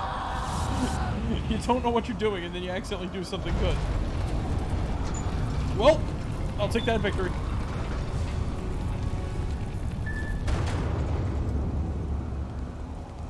isn't so...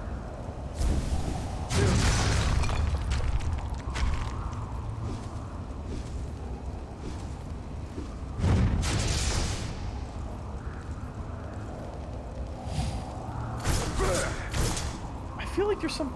Because we get enough holes, there's enough, like, missing bricks that, like, point that out, no? Whatever. At least we're getting places. I just love this image, though. Just look at this castle. Oh yeah, no, it's a very, very elegant castle. Like, it's tower on top of tower on top of tower on top of tower. Oh yeah, no, indeed. Like, someone invaded this place. I don't think anybody could really...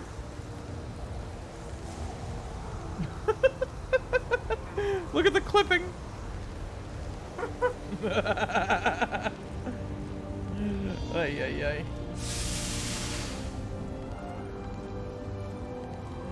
I guess that's something that non-HD versions hide. Alright. What we got here? Ooh! Light gem. Oh, wow.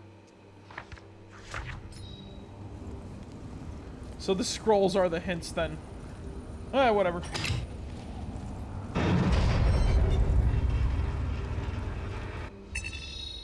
That's it?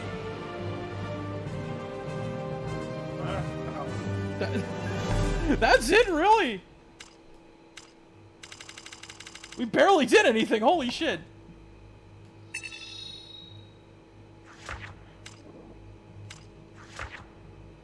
Alright, whatever. I'll accept it. Oh, right. Yeah, because we're literally right on the cusp. The vampire's mercy is playing on his thoughts. I see that clearly on his face. Perhaps Laura reminded him of poor Claudia. Seeing his beloved Marie again has brought it all back to him. Marie's love is all he has now, and the hope of holding her again, the only hope. He is close now. Close to the bitch who commands these vampire vermin. Gabriel will make her pay for the injustices he has felt at her hands. She is powerful. She will try every trick in the book to tempt him to her cause. There is just the small matter of the clockwork tower to overcome first. Another mad invention of Frankenstein that I hope will only delay his sweet revenge.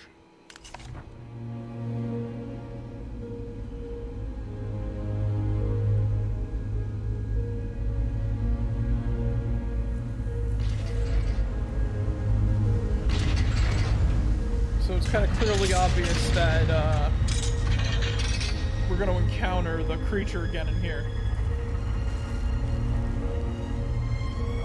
A lot of boss fights, like right near the end.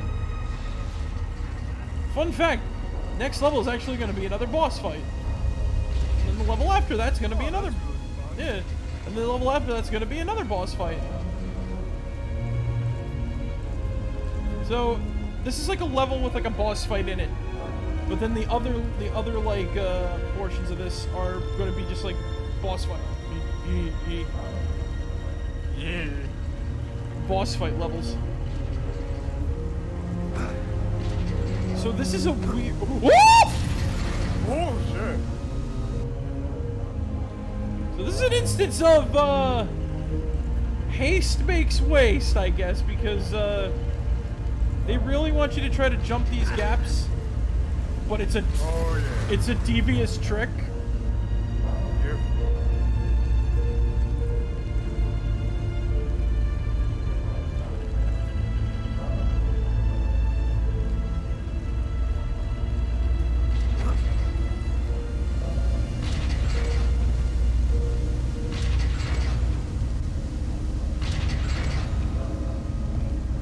In some sections you kind of try to like jump the gap though. Like right over here.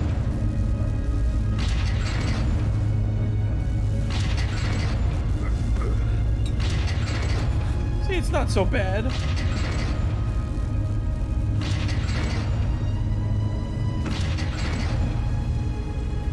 Okay.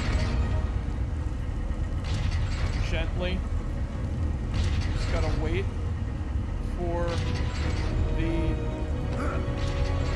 There we go. Okay, we're good. We're Gucci. We're fine.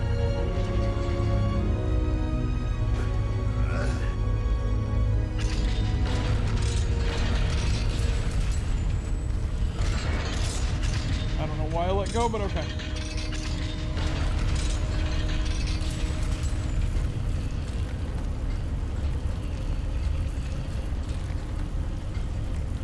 This is a cool mechanism, though.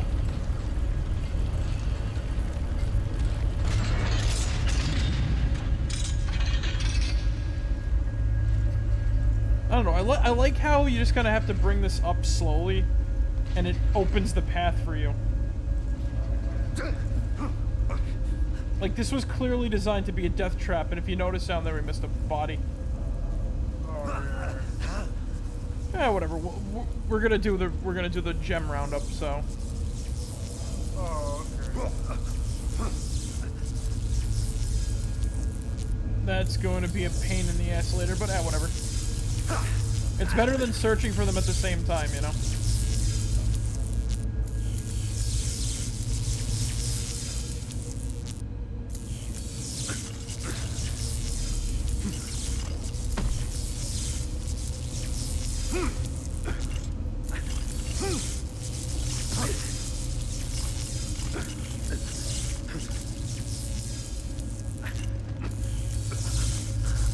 That one's dirty. That one's another dirty one. Alright. Like, it's not so bad, you know, but it's like some of the weird platform detections. And there's always levels like these in Castlevania, so. Especially in 3, where it's very prominent. So, there's that whole sort of thing going for it as well. Though we still do get a lot of, like, Curse of Darkness vibes, and, not Curse of, yeah, Curse of Darkness vibes, or Legacy of Darkness vibes, and, whatchamacallit, 64. And,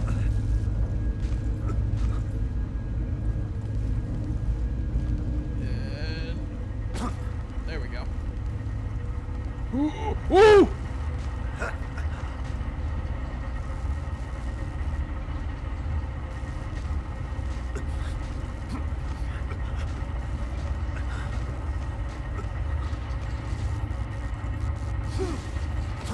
My name is Shui Rodriguez.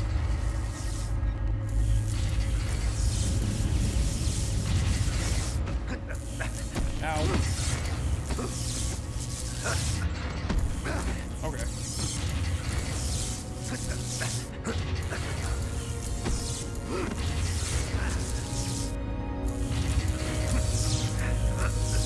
Crap. I'm an idiot. Hold on. Damn it!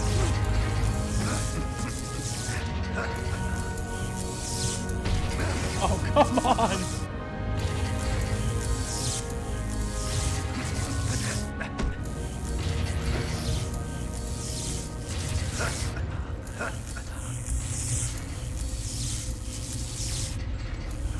There we go. Wait, corpse.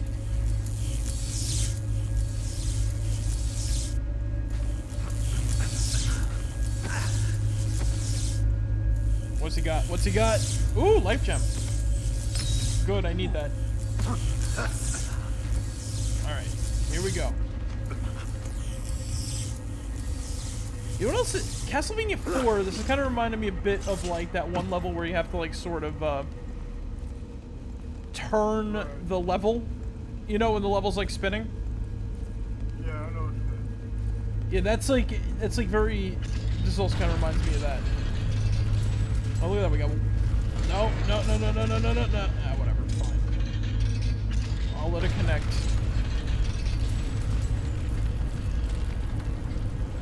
Alright, now it's working.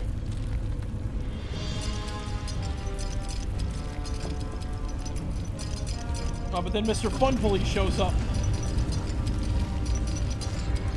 So second round with this guy.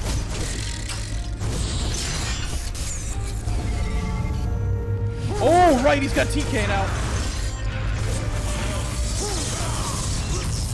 And ooh, thunder, thunder, thunder.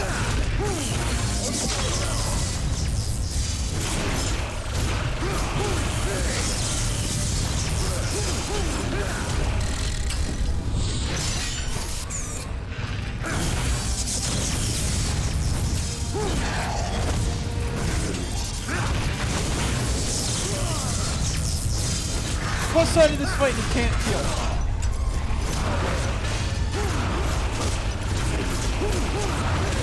But now we're getting this sort of extra projectile attack.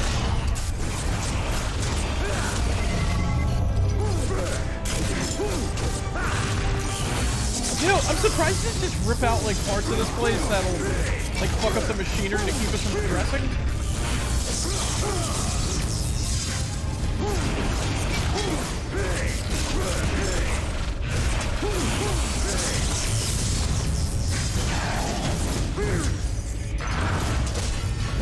Wait, here we go, here we go. Nope. Nope. Smash the fucking like glass open.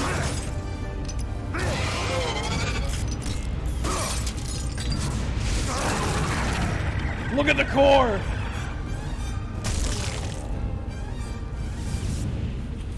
Told you. Little mutant fetus. See, it wasn't too bad.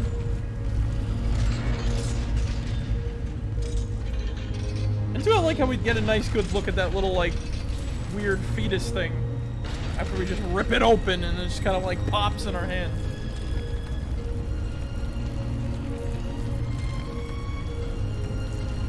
Like I wonder, like it honestly depends on how like scientifically accurate / inaccurate you want it to be, or hell, even like fucking whatchamacallit. Yeah, I know what you mean.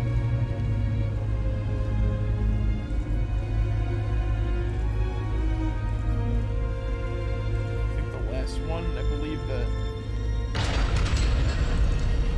this just acts as the elevator for the last little bit here. We do get a good nice view of the statue though. At least we got the life gem. Oh boy.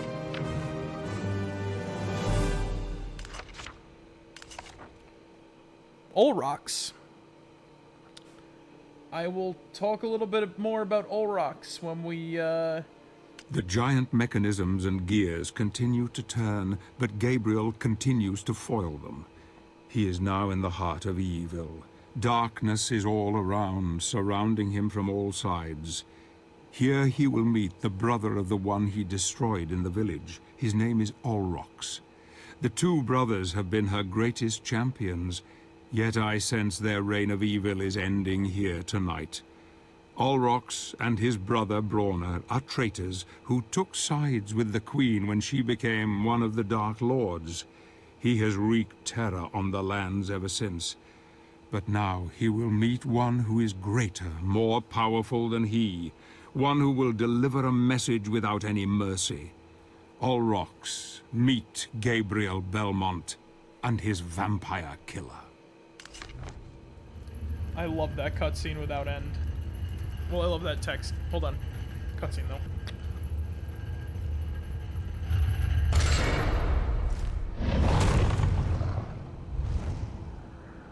You shall not pass through here. You shall not stand in my way. Okay. So, Olrox... Lady watches over you. So, Olrox is the name of a vampire in the original games. He only appears once in Symphony of the Night in the games, though he actually appears in the audio drama Encore of the Night. And he also appears one other time, and that was in a novel which serves as the continuation of the games. Yeah, Castlevania had a novel, which is actually pretty good.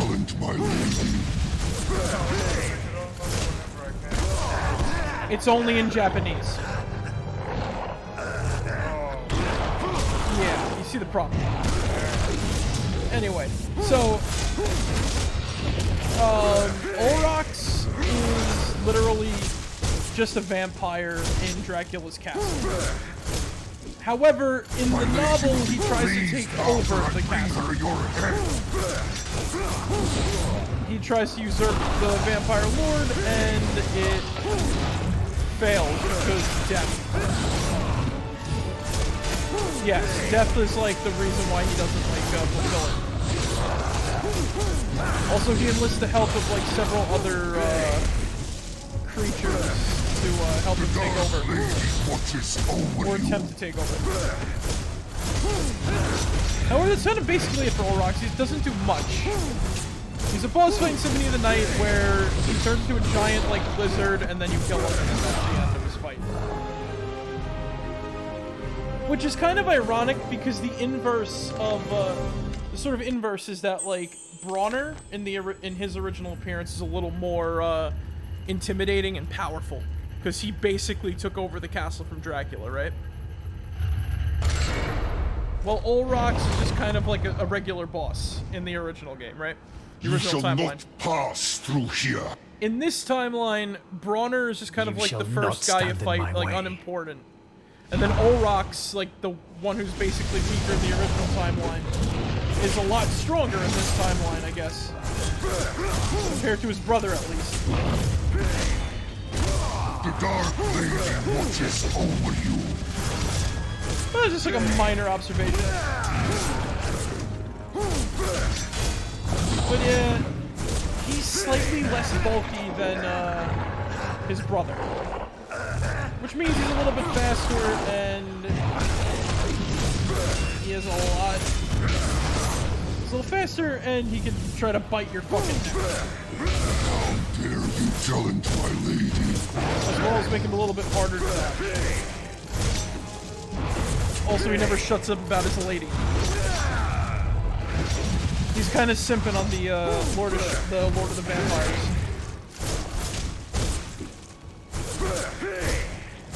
All right.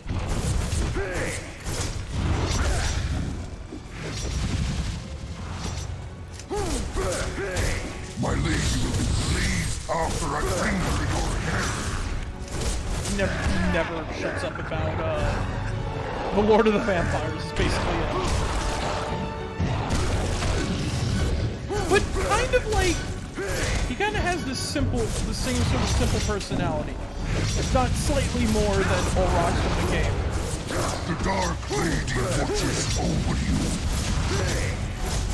But that's neither here nor there once again.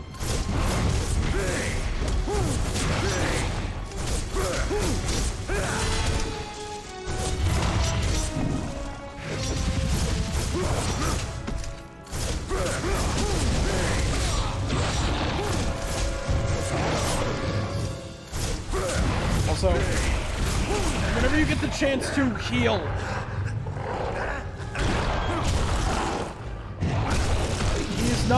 it is not fun when you can't heal in a boss fight. Easily, at least. Because the other big thing, too, the next mechanic he's got is going to come into play very soon. And his health is like near critical. Oh shit.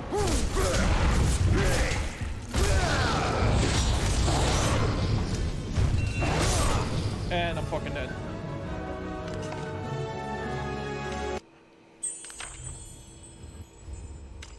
Basically,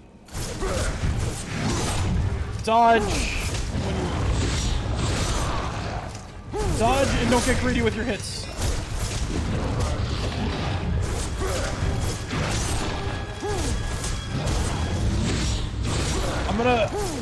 If I'm quiet, I'm focusing on the boss because this guy is intense a little bit.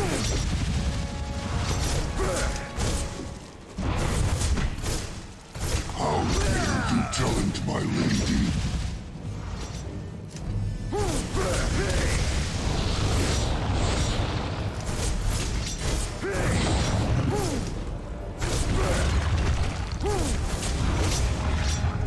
I'm not gonna try to use any sort of crazy techniques though, because like, I don't want to risk it. My health this sort of low. My lady will be pleased after I bring her your head. Oh, fuck off. Ooh! Come on, get off me!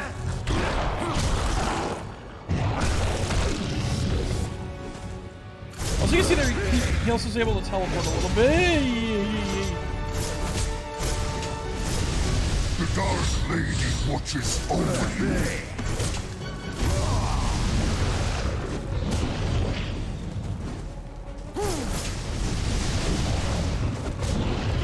Nope.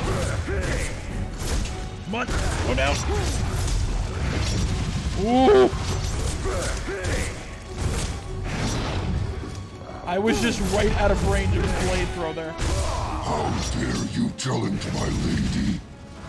How dare you challenge my lady?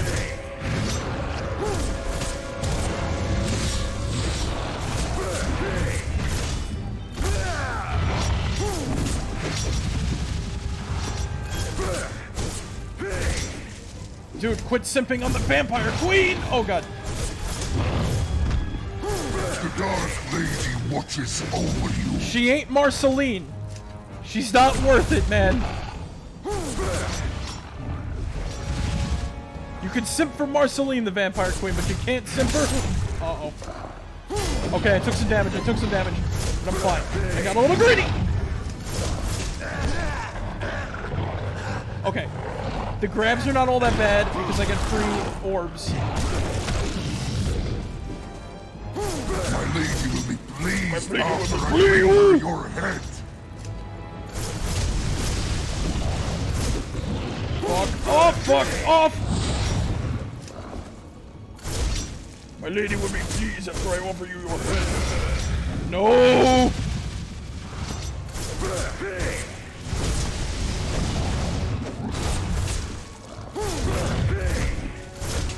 Die! Dark Lady watches over you.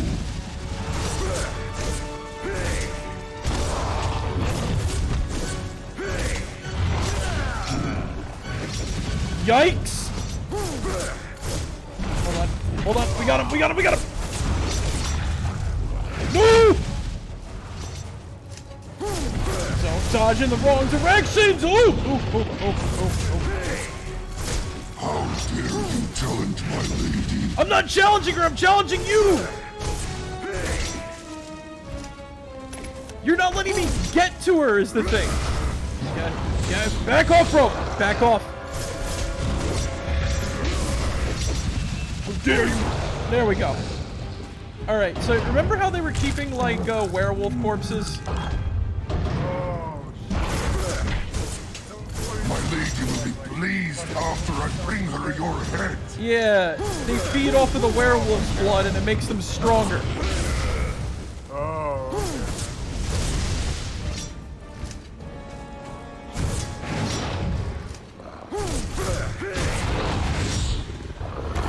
If I remember correctly, we gotta damage him enough that he keeps the doors open! Oh, and we gotta hit them.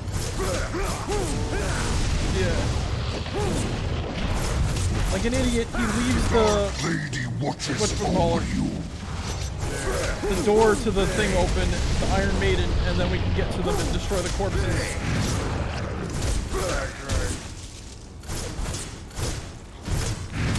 Ow.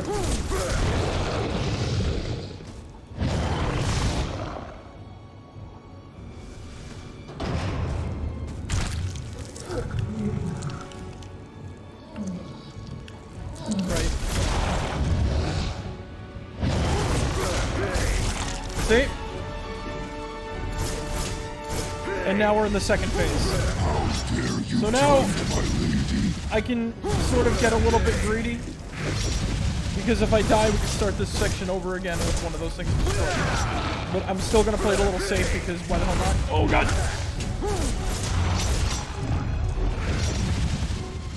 It's a little bit unpredictable.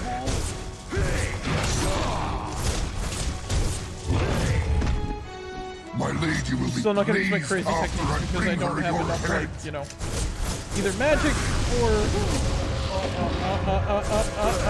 and I don't want to risk my health!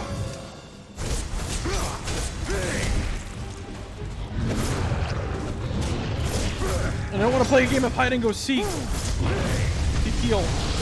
No! Woo! God! Right on my ass! Oh! I shouldn't be alive. I should have taken damage from that. Alright, where is he gonna Find be? out what it means to survive on I shouldn't be alive. Find out what it takes to survive on I shouldn't be alive.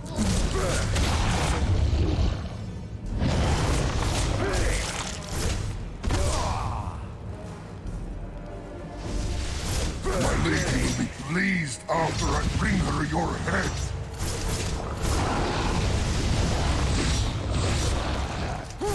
Go down! Go down!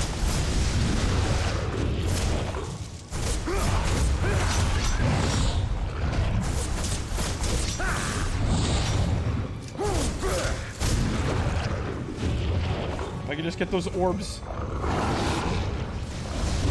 Fuck off! Oh god. How dare you challenge my lady? I am not challenging her yet. Keeping me from doing that. Unless invading her domain is a challenge. Which I don't see as a back off, broski.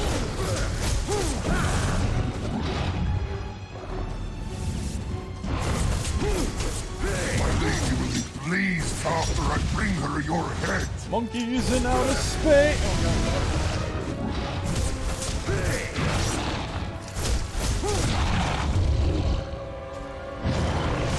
Where's he gonna? He's got two more. There he is. Fuck you.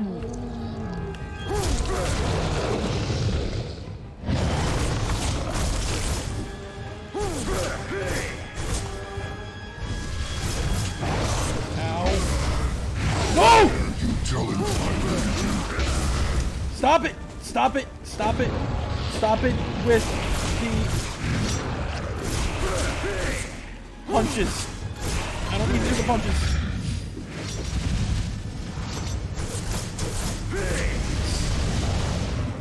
I said I got too far away. The Dark Lady watches over you. They go so far away. Wait for the day. Oh!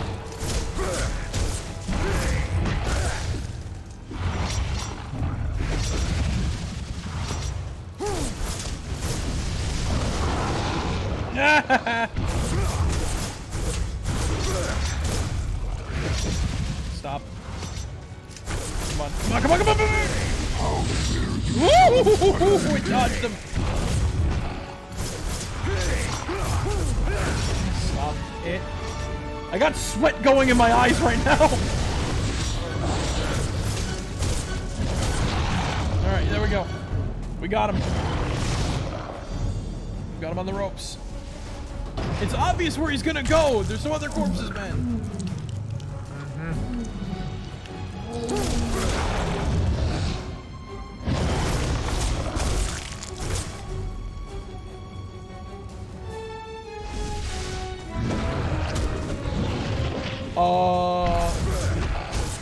Somehow I The dodged Dark that. Lady watches over you.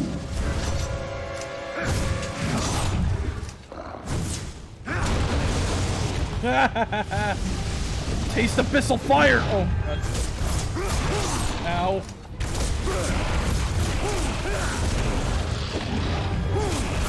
This is why I don't like doing the super techniques on this guy. My lady will be pleased after I bring her your head. Bro, tag out! Time out!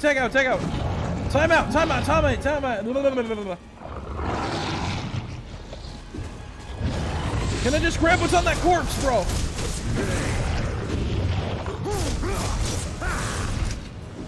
How dare you challenge my lady?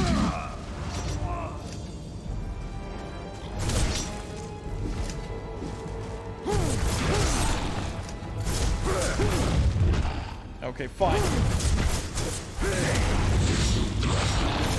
What's funny, I don't know why he doesn't just drink from the guy over there.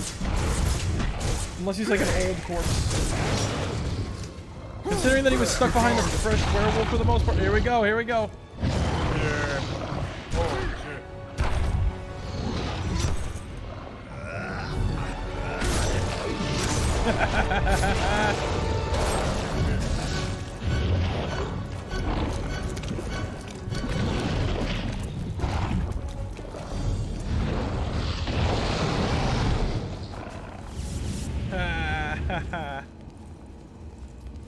We'll just beat him.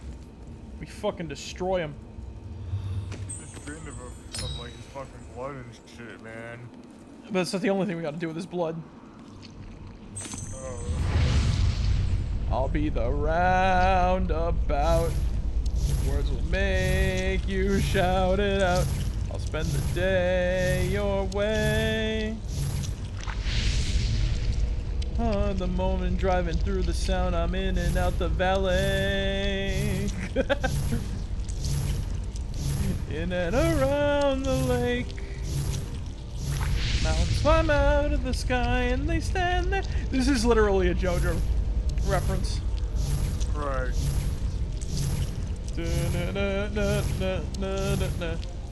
From the best part of JoJo, part 1. Woohoo! We made it!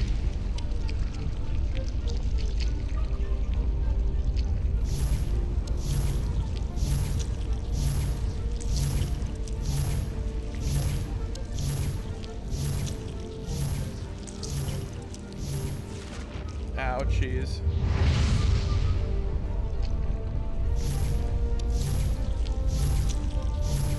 In and around the lake. Mountains climb out of the sky. They stand. 24 before my love and I'll be there.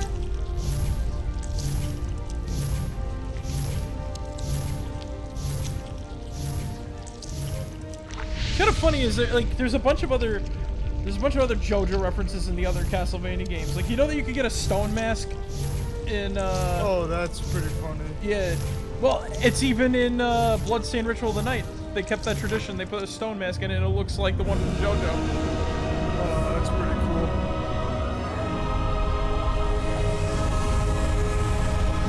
Using the vampire's blood, we open the door and their way forward.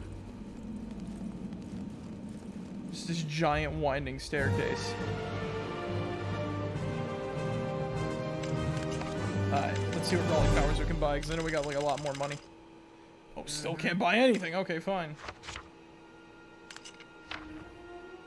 The throne room. The blood of Olrox has opened the way to the Queen. She holds the next piece of the God Mask which Gabriel must acquire if he is to be with his beloved again. She will try to seduce him, to glamour him, but he will see through her mask, I'm sure of it. He is so very strong now, and even she must fear her own death at his hands. I can smell her fear, her stench. Vampires can sense the living, but the dead she cannot.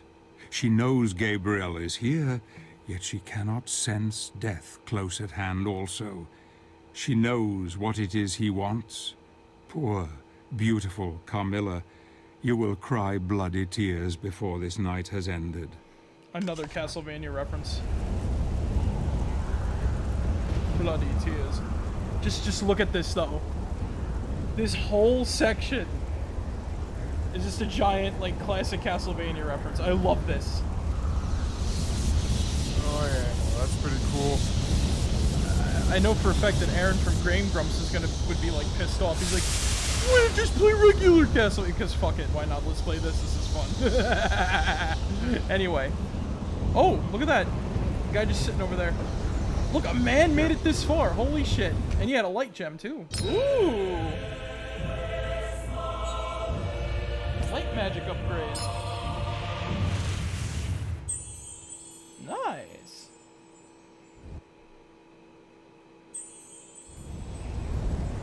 Alright, sweet. See, good deeds always go rewarded. Yep.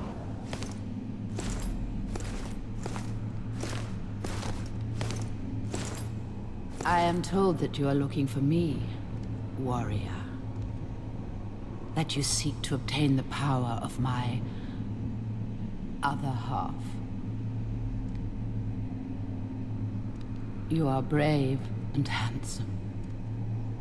Would you not prefer to stay with me forever?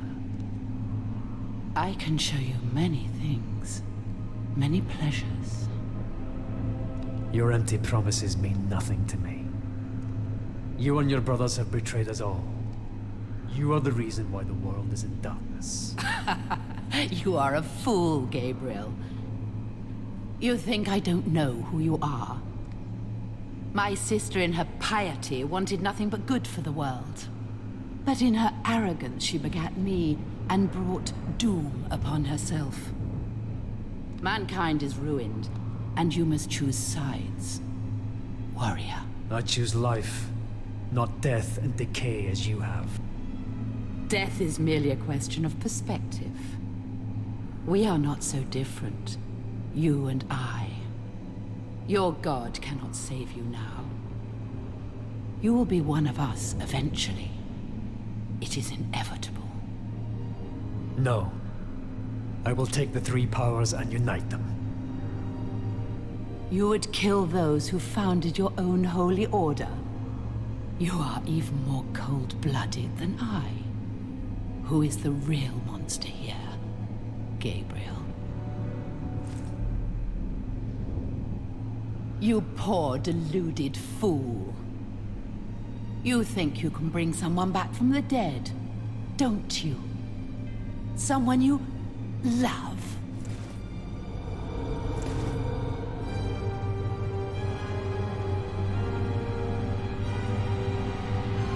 You are betrayed. There is no resurrection. Only this living death you see before you. Join her, then.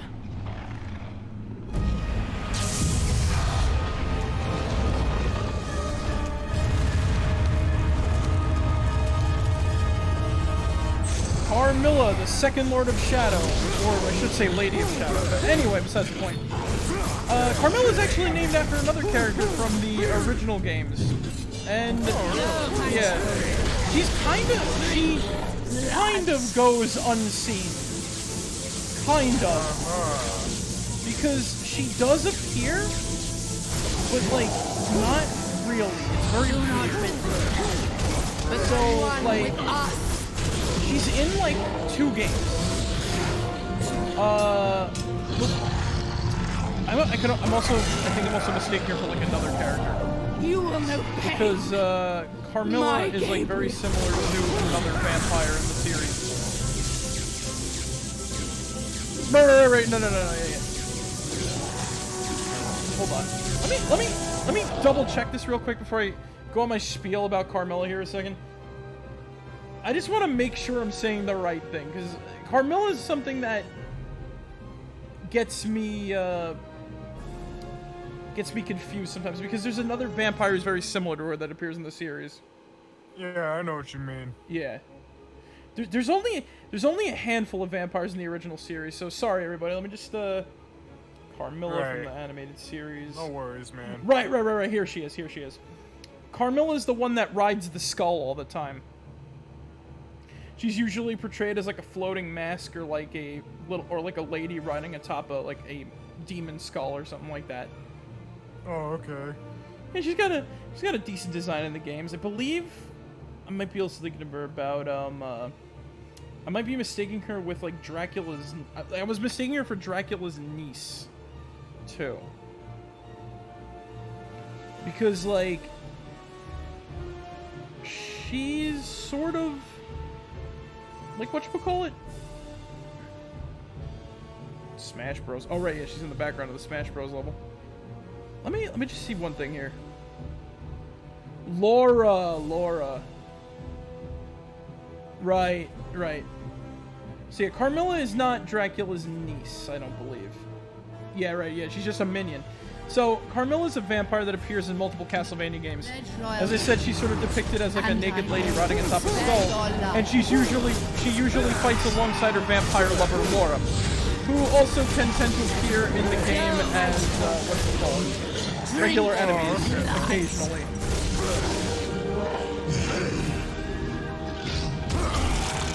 So, if I remember correctly, the way you beat this first form, you just sort of have to kill her little minions here.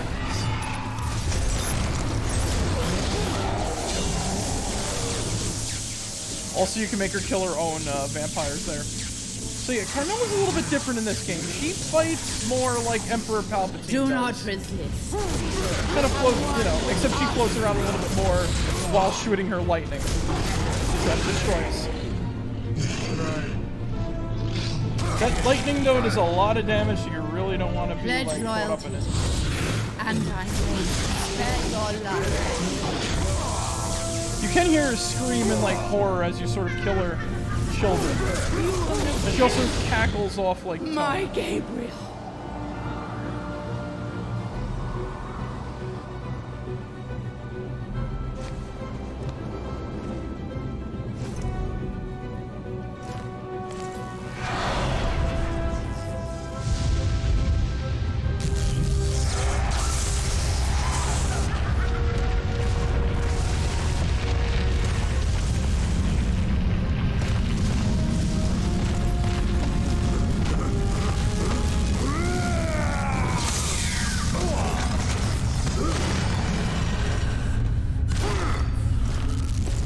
Though in this game, she fights a little more like Dracula in her second phase.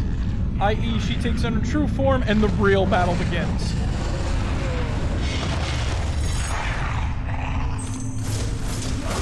Also, it's kind of strange too. The Laura in this game is like basically her daughter. Well, in the classic series, they're like essentially lovers. So there's like a lot of like weird sort of like swaps around and everything like that. But I kind of like the fact that she's the one who sort of precedes the rise of Dracula in this game.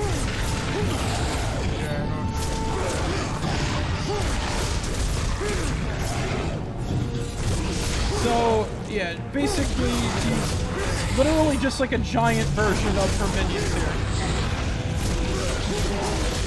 Except she does start some of her attacks a little bit lower to the ground instead of like going in the air. Do you really Probably because she's got a stronger wingspan than like her minions.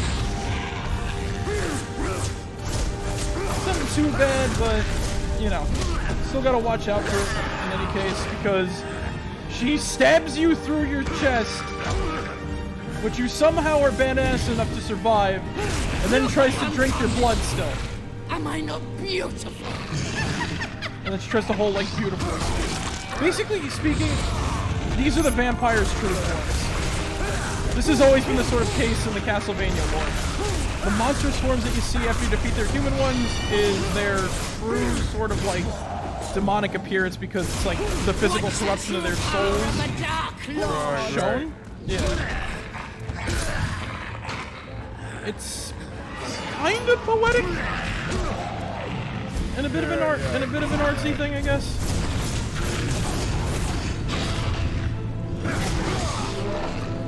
I'm trying to hit her with my powers, my super flames there.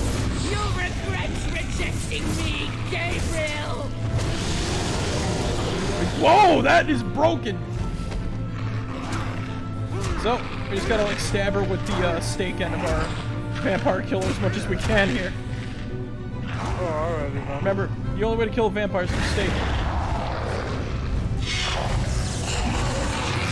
And even in her altered beast mode, she does have electric powers.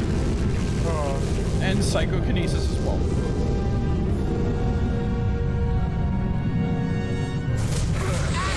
Human, do you really think that you can defeat me? Though I would say that she's a little bit, like, you know, less intuitive than than Cornell.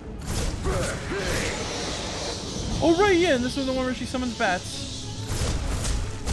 Because she's got a lot more open space now, she's gonna fly around, summon bats, try to take you out that way, you know. Good old classic vampire stuff. Am I not beautiful? While still doing her classic claw attacks and whatever. Though she also stopped summoning her minions.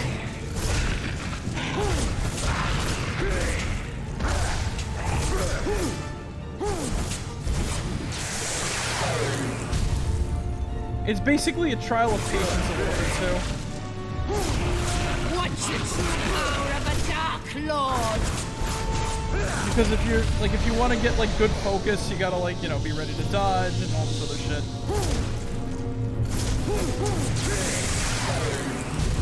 And then she has that lightning attack, which doesn't do much unless you're like right underneath her, but it's kind of obvious you're gonna roll away from that shit. You'll regret rejecting me, Gabriel!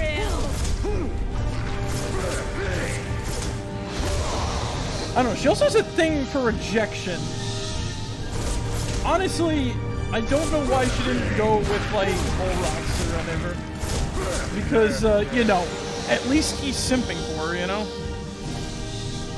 Like, she's not, you know, she can confide in someone close. Do you really think that you can defeat rather than, you know, try to seduce a warrior that's, like, here to kill her and kill her alone. That's his whole mission.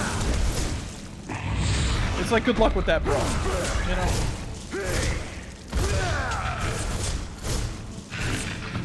Hold on, go down! There we go. She's not so bad. Well, she has an impressive streak of bending her back.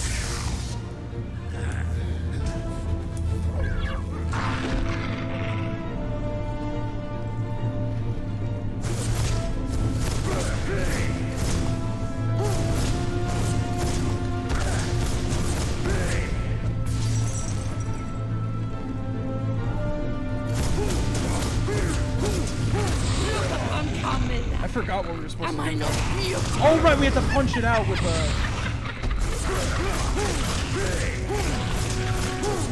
Right, that hit was supposed to be from the glove. Ah, whatever.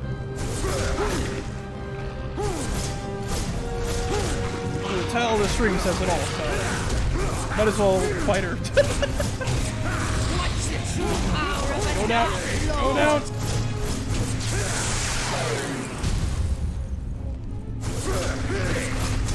Yeah, for all intents and purposes, though, just kind of think of her as, like, the female Dracula of this game.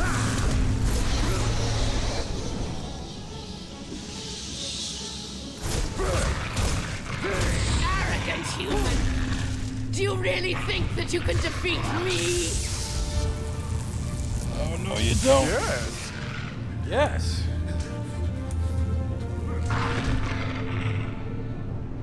We'll kick your ass, yeah. Nope.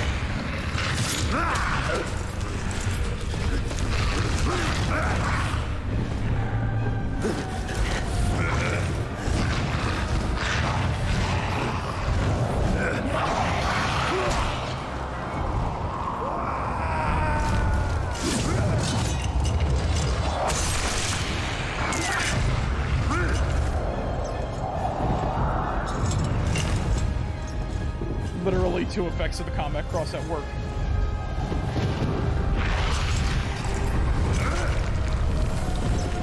I love the way you just sort of fuck up the Lord of the Shadow. Like, every little bit is entertaining here.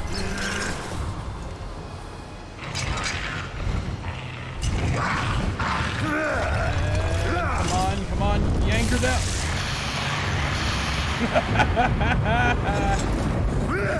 Nope, she's still not dead.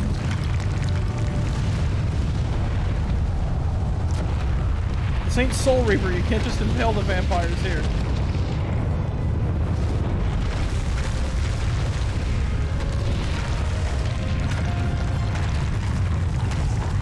Still reeling and healing from that big hit.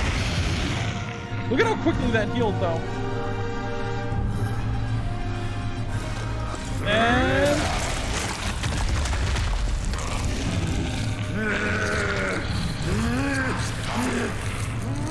right through the dark heart.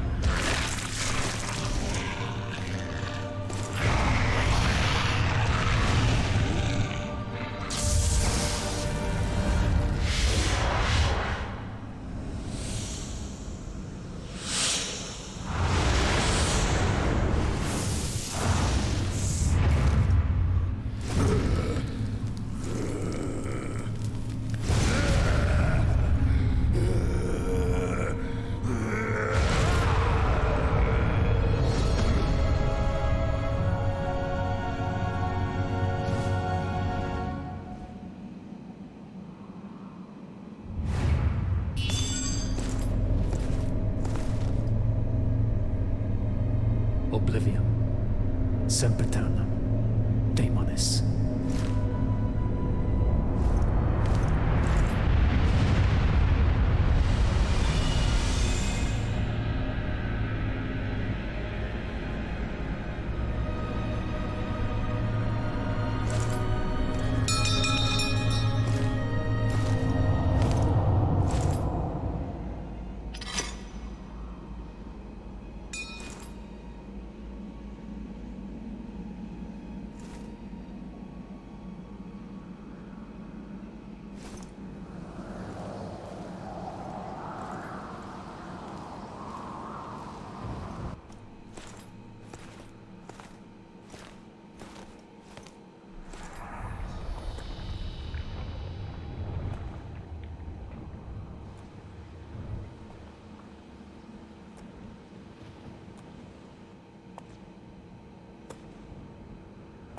Soon, the destiny of every living being will be in the palm of your hand. I now know that the founders of the Order created the Lords of Shadow.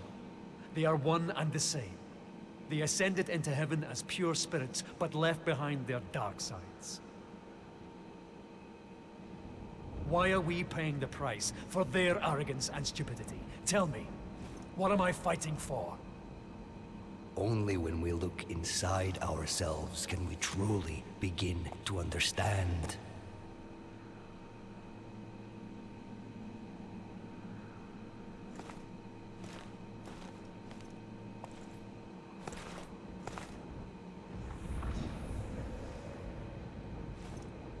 What is this sorcery? How far are you prepared to go to uncover the truth?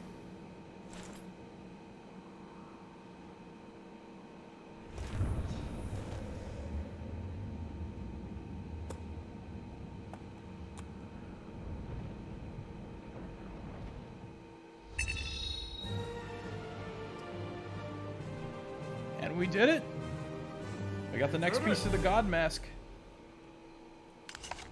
And we can buy new relic powers. Also, we got wings, but I'll explain those. Well, those will be explained very shortly. Now, I'm just gonna say one thing though. That door we just walked through, that mirror. That mirror is called the Mirror of Fate. Uh-huh. It's gonna play a larger role in the sequels.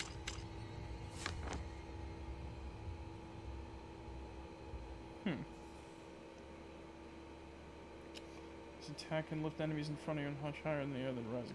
Create more time to perform additional attacks on them. Ooh. Special was double jump. This attack can lift enemies all around you much higher in the air than rising assault combo, creating more time to perform additional attacks on them. That's pretty cool. Airwave flap. After lifting enemies in the air with a dark gauntlet uppercut, you can flap the Seraph's shoulders to repel them away from you with this combo. Good when surrounded or in a tight spot. You know what? I'm gonna buy this actually. Alrighty then. This one seems cool. And I'll save my points for more stuff. Chapter 9. The Bones Forest.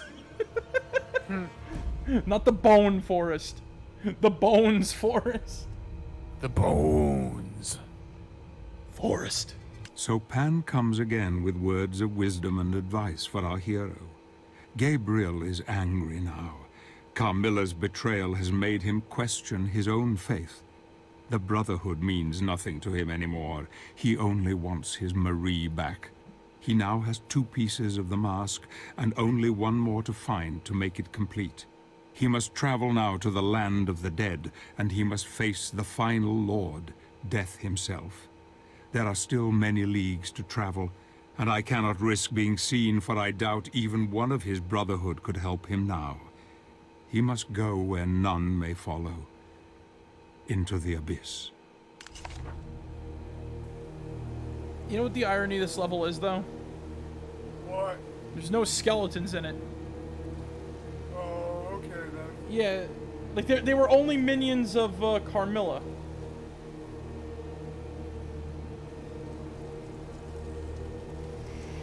Also, that tree kind of looks a little familiar.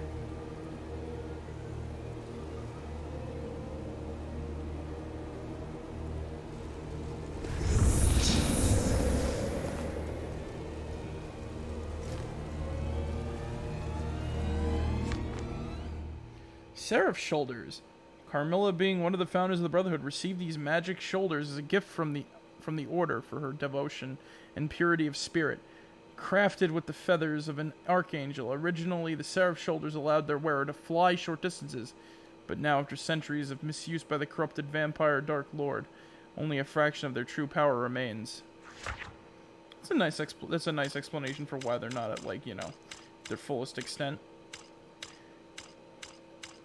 Though we don't seem to have any other slots for the final Dark Lord's item, And look at that. The vampire killer is broken. Oh, Yeah. We sacrificed the steak bit for, you know, just to kill Carmilla. Now, fun fact... okay, then. Yeah, fun fact about this, though, is remember those little things we had to, like, sort of, like, jam the steak into and then pull it back and it opens, like, it turns a little wheel and it opens stuff like that? Right. If you notice, they're only in chapters before, and they're only in chapters before you get that, and a little bit afterwards, like when you first get the item, of course, to show off, like, yeah, they never show up again because it's broken off. You can't do, yeah, you can't do the, you can't pull those anymore. But we do have more characters to read about. Let's start off with Laura from the characters list. The childlike appearance of Laura has led many to their deaths, for she is a deceptive, ruthless killer who has murdered hundreds of innocents over many centuries to satiate her blood craving. Although she has the body of a child, she has the cunning and intellect of someone far older. She can be particularly cruel, often treating the killing of her victims as a game. However, when at rest and alone, she remembers a time long past, a time of warmth and comfort, and a woman's beautiful voice singing to her as she sleeps, comforting her in the darkness, a life lost long ago. Laura's backstory. Also, that's some great illustration, though.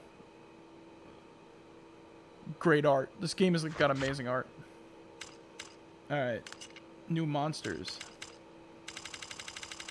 Got a couple of new ones this time, too. The Evil Butcher, the Mechanical Monstrosity, the Deadly Toys, Commander Olrox, Carmilla, and the Vampire Dark Lord. Just start them all in order, of course. Evil Butcher. This monster of unknown origin has somehow become the official cook for the vampires. The Dark Lord uses the Evil Butcher to feed the ghouls, wargs, and other creatures that live within the castle grounds. He carries a huge iron cleaver as his main weapon. He's not really a fighter, but is dangerous and skilled with the tools found in the kitchen. However, due to his size, he needs constant refueling in order to maintain his stamina. My theory on what this guy is, as I said before, I think, because in Castlevania Lords of Shadow 2, we find out that men who've become corrupted and join, like, Dracula's sort of affair on their own, their souls just kind of become corrupted and they sort of turn into, like, ogre-like beings. I honestly think that this guy is the exact same. Because we don't really see their faces. They all have helmets on. I forgot what they're called. I think they're called keepers. Yeah, they're called keepers. They all have, like, little helmets on their heads, and you can't really tell what they are. But it definitely says that they're men. And I think that what this guy is, he's a keeper. Especially because immediately, when you look at him when he starts, he has a very human-like eye. He's got a very human-like sort of, like, face and nose and shit. I don't think he's an undead, because that human eye looks very, you know, soulful. He does have the one blind eye, though. So there's that whole sort of thing. No, alright, the one thing I can say, though, I don't understand the weird thing down in the bottom there. Do the skulls mean that he's weak to it or immune to it? Or do the shields mean he's, like, immune to it or something like that? That's a question that I can't answer. So it's going to be a little bit weird trying to understand that thing. I should have brought that up a long time ago, though. Anyway, Mechanical Monstrosity. Mechanical Monstrosity. The vampires were not the first tenants of the castle. The previous owner was a scientist known as Friedrich von Frankenstein. He used the castle to conceal his horrific experiments into artificial life. The Mechanical Monstrosity was one such foray Frankenstein created. Frankenstein created this giant scorpion-like machine using the brain of a malformed medical experiment gone wrong. However, his creature proved difficult to control and now rampages through the castle, killing anything it can get its claws into.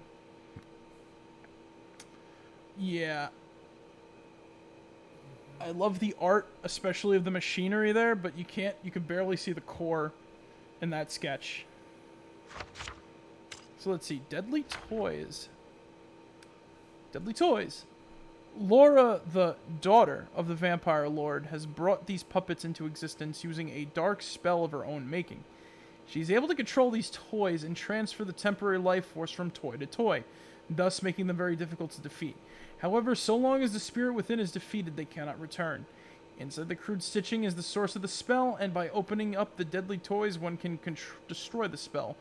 This in turn will destroy the spirit forever, rendering the toy useless. And if you don't beat them quickly enough in that fight, if you just kill them without doing the QTE, there's a bunch of other ones in the room. They'll swap all of those. I don't know how you're supposed to, I don't know, like, do you have to rip out the soul, or it's just going to keep, like, you know, going into an infinite fight or something like that. But even so, we beat them in, like, the first go. Commander Olrox.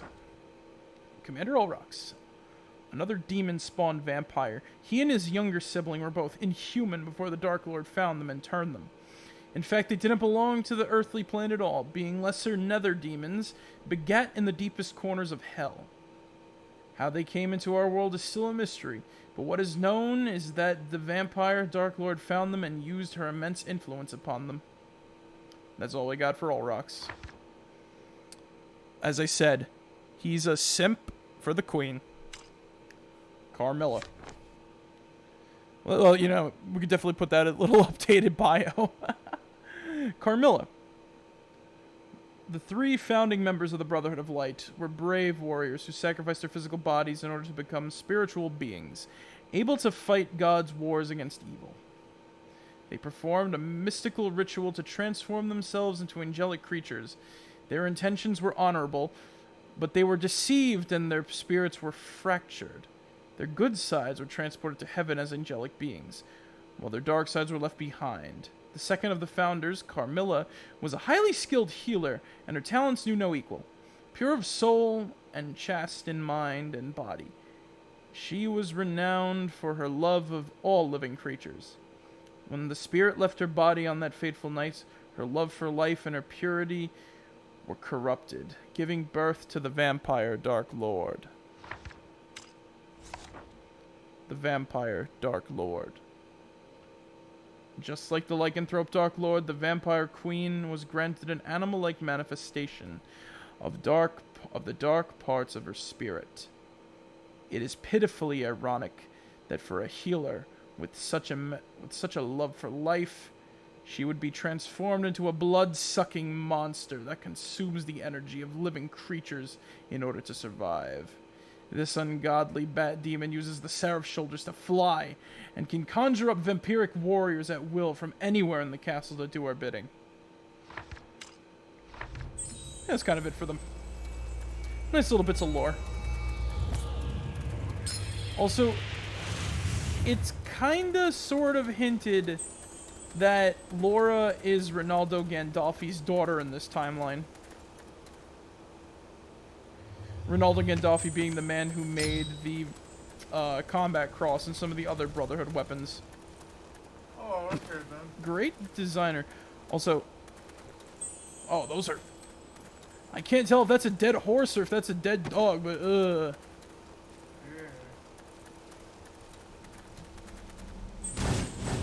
Oh, look at that! Wait, this place is actually a dried up lake?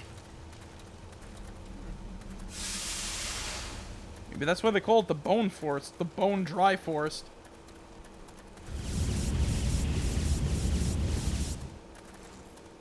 Let's see. We found, like, literally a secret already. I don't think there's any more around here.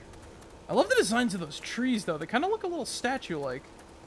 Like, you see there's sort of a hand there. You can see the head at the top. On this one.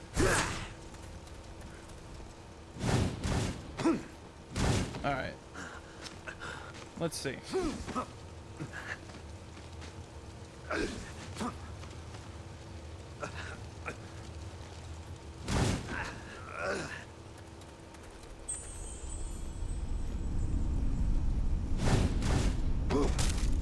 Damn! That was close.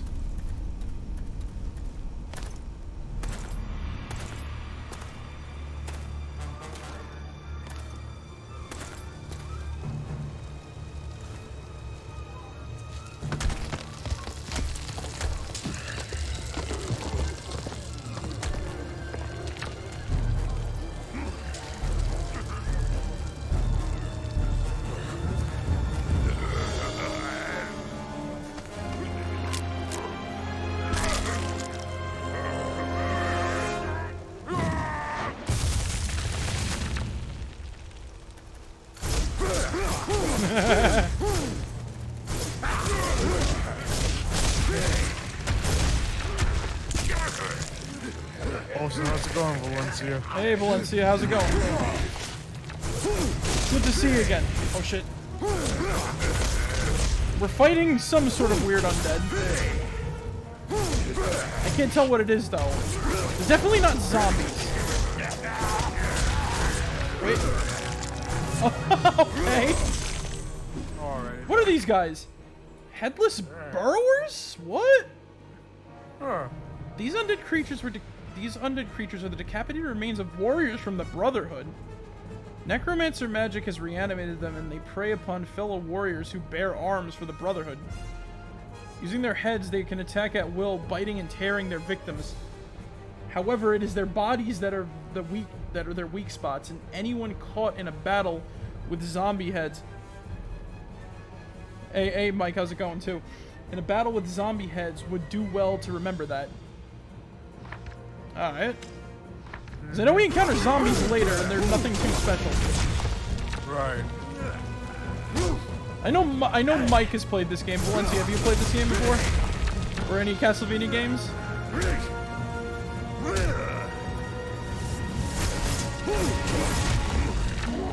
Alright, let me go.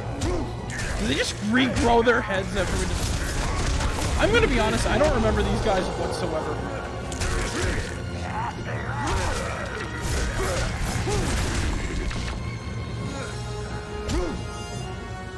Lords of Shadow. Yeah, no, it is great. Like, just all the little lore bits too, and like all the design. These guys die! Please! Please! Please!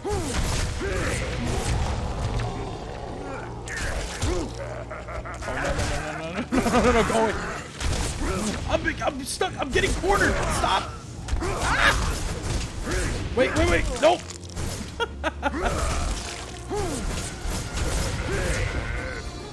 I can see why I forgot these guys, because we're never going to encounter them again after this, from what I remember. We got another one. Another one. There we go.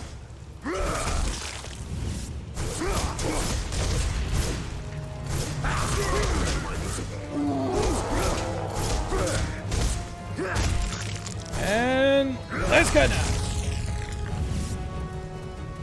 Yep. No, I know. What's his name? Patrick Stewart. Sir Patrick Stewart calls it that too. It's a little more like, you know, referred to it in the sequel though as the vampire killer. This one is still the combat cross for a while. Though a few characters do refer to it as such. Ooh. Let's see. Zig, would you like to do the honors? Gladly.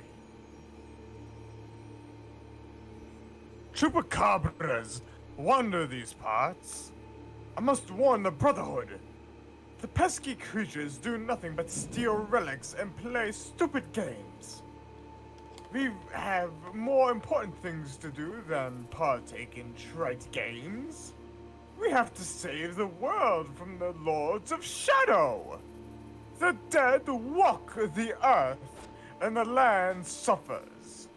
I suggest we kill the Chupacabras once and for all, and wipe their existence from the face of this world. This will be God's work, and it is God... Oh, wait. What? Oh, sorry. It's all good. And it is God who commands us. Kill the scum! And he ends up dead anyway. And yes, Mike, he does do the Belmont strut. Hey, trolls. We haven't seen these guys in forever.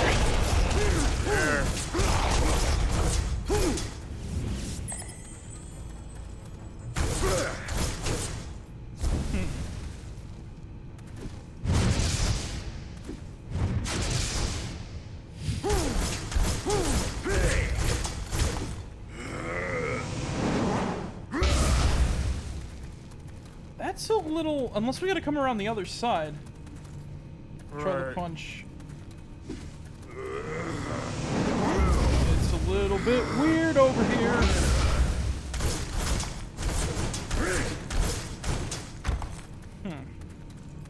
Maybe we gotta go around the other side.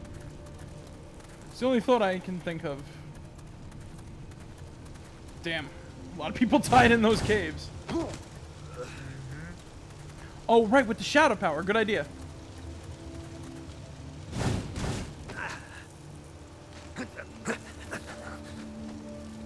Alright, let's see. Yeah, there's like a couple, well, there's like a couple of different branching areas, so maybe... Yeah, it didn't do anything. I even did that, and it didn't do much. Alright, so... Yeah, we might have to go in a circle or something like that, so... We'll figure out how to open that at some... occasionally. Let's see. There we go. Yeah, I know, could you... And I know you get the solid eye. You could put the solid eye on, Gabriel. I forgot to mention that one, too. Back when we started. But I forgot if that's, like, a... unlock thing, or if that was in the... Vampire War Game cheats. No damage. What the hell? Why do we have the cheats unlocked from the beginning? Holy shit.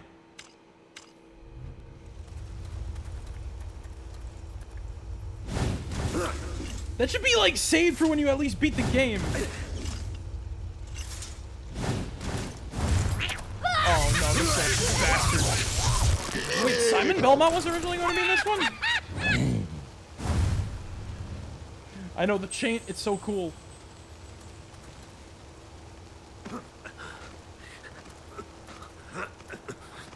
That's interesting though, that Simon. Because I know he's in Mirror of Fate. Kind of a bit of a spoiler for Mirror of Fate, but he's literally the main character for like the first half of the game.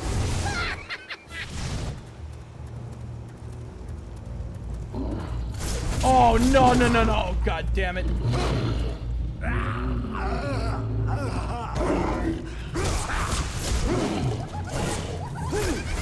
Oh, this freaking little chupacabra bastard's laughing at me as I'm doing this.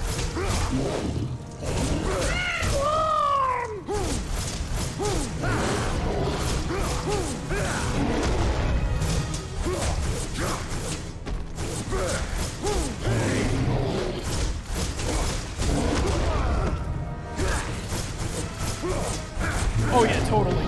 I can agree. And the Metroidvania says, oh shit. I hate how the stupid chupacabra is laughing at me. But I'm like...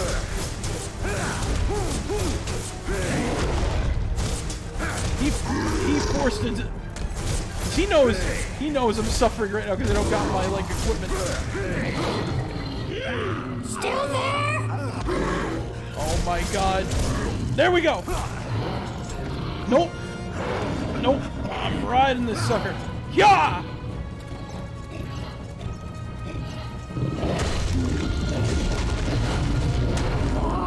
Yes, yes!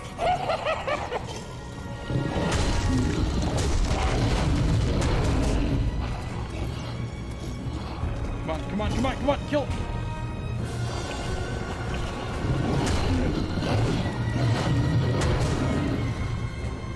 Alright, come on, let's go.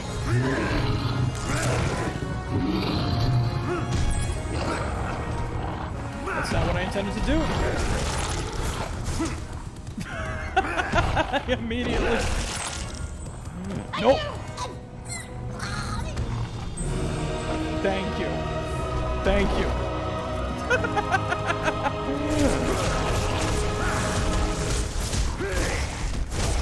There we go. I got him. That little bastard didn't get away this time. The Chupacabra is a pain in the neck. The angelic, yep. The freaking choir. It's on a level of Metroid Prime. Oh! Yikes. Hold up. Alright, so that way we go back. Let's see. Let's try. No! Oh, right. We gotta...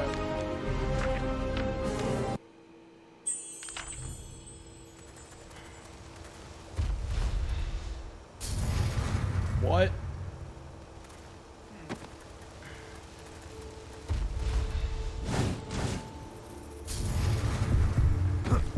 Try running, then jumping.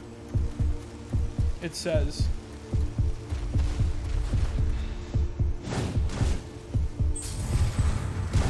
Get a running start, then double jump. It kills me before I'm able to do it, though. Hold on.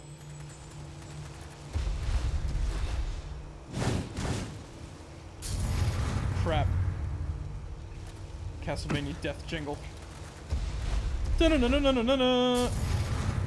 You pass a certain threshold, you fall. Come on.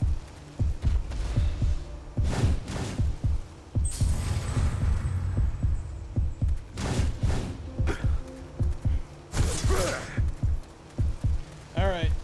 Let's try this again. Let's go. What?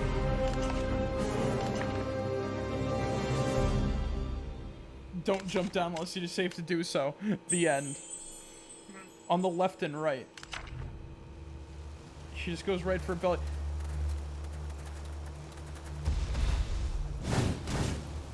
Wow. Oh, fuck. Nope. I ain't falling yet.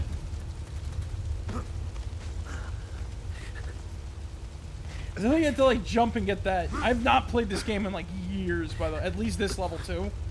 I don't remember this level at all.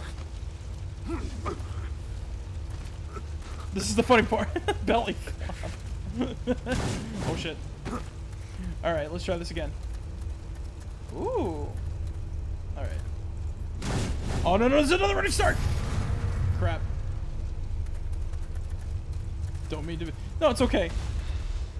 Any tip, especially for this portion of the game, is fine, because I forgot, like, most of this shit. I remember, like, the Necromancer level. Like, the Necromancer area, but, like, this part, like, the pre-Necromancer stuff, I do not remember whatsoever.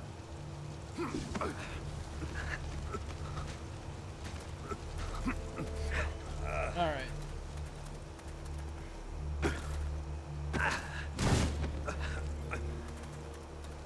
Oh, the Scarecrow Fields.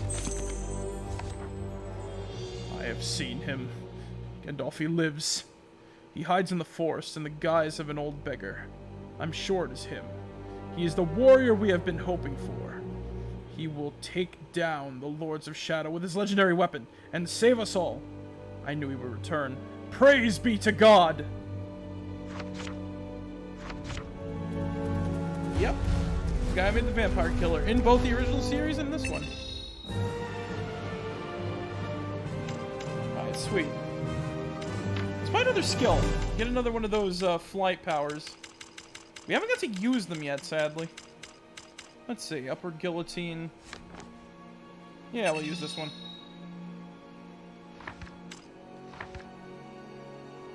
Alright, let's move on. The stench of death is strong. A witch holds power here, but I sense Gabriel is more than a match for her. The bones of his fellow warriors litter the place, but he seems oblivious to them. Stoic and determined to move forward, he doggedly fights on. He has not slept for days, he rests only briefly. I sometimes hear him talking to her, telling her he loves her, that they will be together again. In the dark, he weeps for her, or perhaps it is for his own lost soul.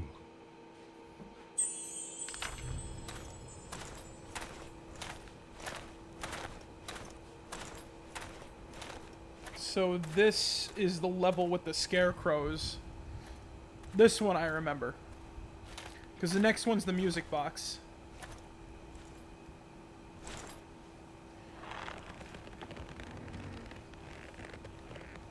I'm gonna say this though, I would love for Patrick Stewart to read me a bedtime story like this. Oh yeah, no, that would be really cool. I keep saying it, and I'm gonna say it till the end of this. Like, I'm just gonna say it till the end of like this game. I want Patrick Stewart to read me a bedtime story.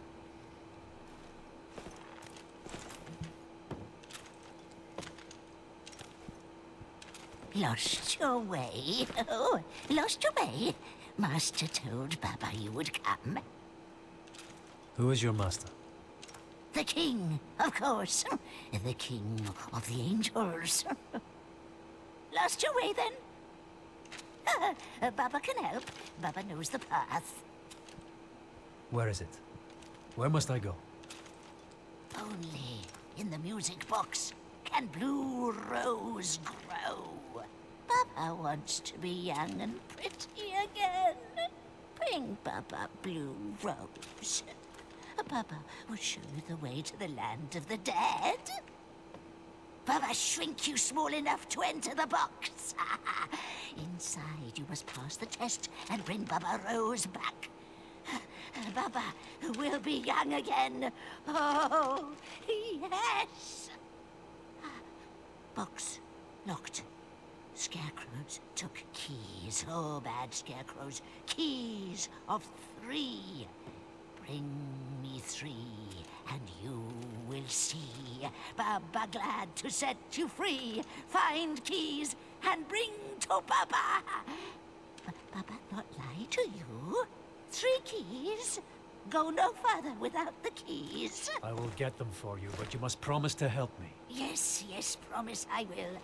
Keys first. Go, go!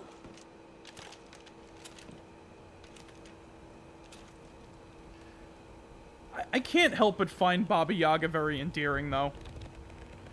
Yeah. I don't know. She's like, I don't know. She's like an adorable old woman, despite being like a fucking, you know, crazed witch that's, you know, clearly in league with Stan. You wanna know some Vampires Masquerade facts? Sure. Also, thank you for the follow. Baba Yaga is of Clan Nosferatu and shit. And apparently she's like... Yeah, and apparently she's like responsible for like most of the chowder in that clan and whatnot. She's the... for the Nosferatu... That's an interesting take on it. She's considered like the matriarch and shit. That's an interesting take. Oh. Yeah. Fucking scarecrow, the thing, but we don't need to. This is for the puzzles. Alright, we'll try this out now. Alright, the pumpkin. There's pumpkins in this level. Pumpkins scream in the dead of night. Filling your dreams to the brim with fright. Yep. This is Halloween. Oh! Stupid little mandrakes again.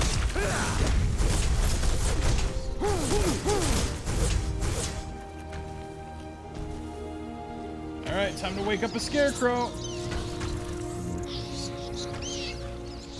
These things are fucking cool, though.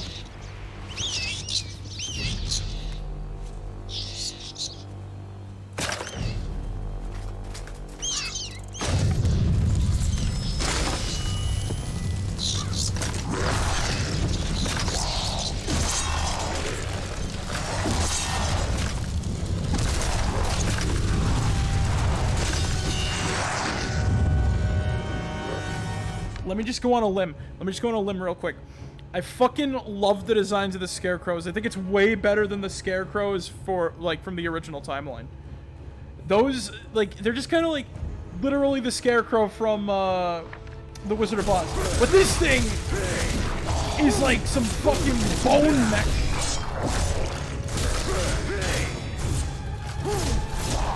It's the same armor from, Castlevania 2.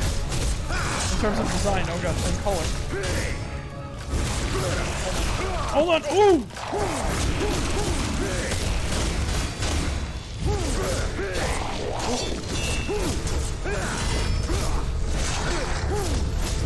It even has the skull in the center is even the same too, from what I remember. Yeah, bro, this happened like the first stream actually. This guys are technically mini bosses. Oh, here we go, here we go. I love the kill animation. Come on, come on. Yep. Beheaded by his own arms.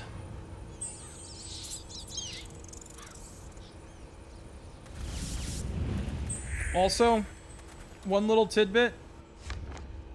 Remember earlier in the game when we encountered the Crow Witch?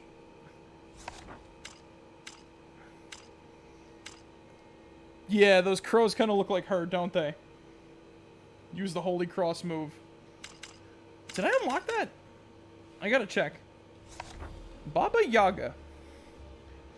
This old hag is the subject of many a myth in popular folklore, mostly appearing as an evil witch who eats children and lives in a cabin that stands on a pair of chicken legs. While parts of these legends are true, her house does not stand on chicken legs. Though, as for the rest, who knows? Baba Yaga likes to brew a special tea made from extremely rare blue rose petals, which temporarily transforms this hideous old hag into a beautiful young woman.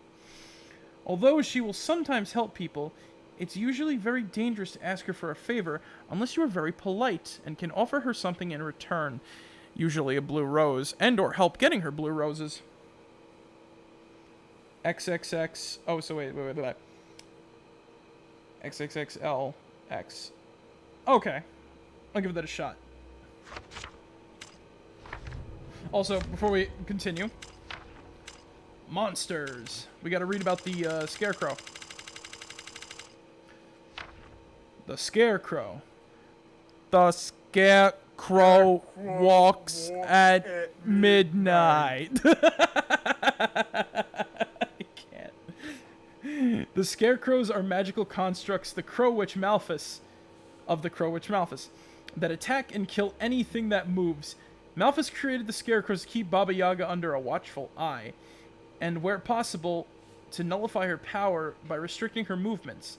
The Scarecrows are roused by the birds which follow the evil Crow Witch's bidding. The Scarecrows are extremely fast and attack with razor-sharp scythes. What I kind of find ironic about this, though, is that,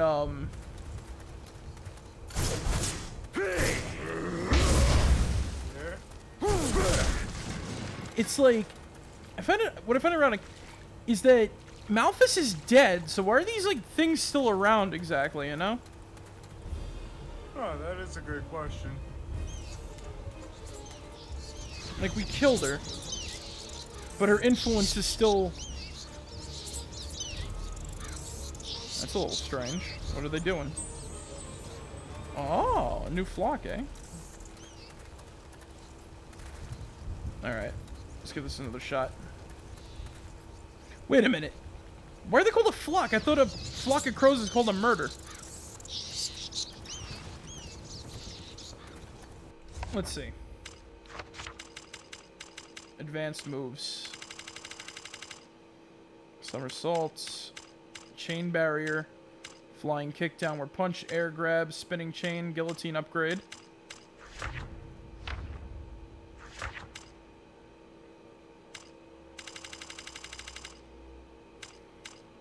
Relic powers. Holy jump, landslide jump, crows. Oh, I gotta get this. I gotta get it then. Right, I was saving up for it. Oh, that is busted. Because I know we got, like, the dark magic equivalent. Alright, so we gotta wake that guy up now, too. Alright. We'll focus our efforts.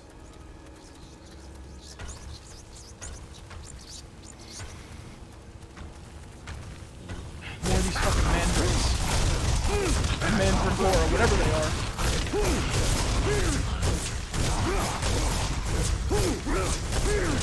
Still a lot more Castlevania 64 references, though.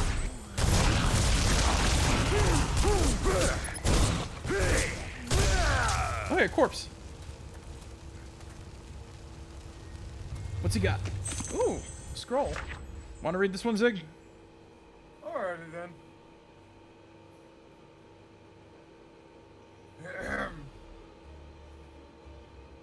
I have seen my death, and it is horrible indeed. But I am comforted that my dreams tell me one will prevail and defeat the Lords of Shadow. I wonder, is he searching the land and laying waste to those who would destroy everything we love? If he is, then Godspeed, my friend.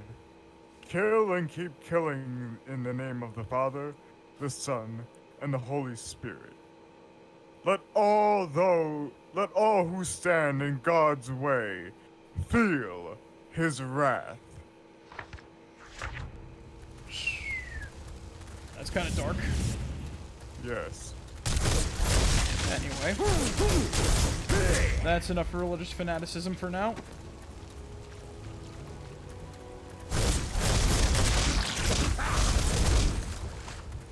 Let's try. Come on, bring her down. Bring it down, bring it down, bring it down. Grand Cross! Yep. You can never go wrong with the Grand Cross. Ooh, light gem. I wish that was in this game, though. That'd be pretty cool. In 3D. Oh, yeah.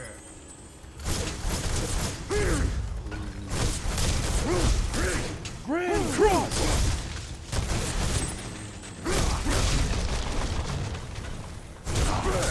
Hey. You don't sucky the soul. Only I sucky the soul. Go! Yeah!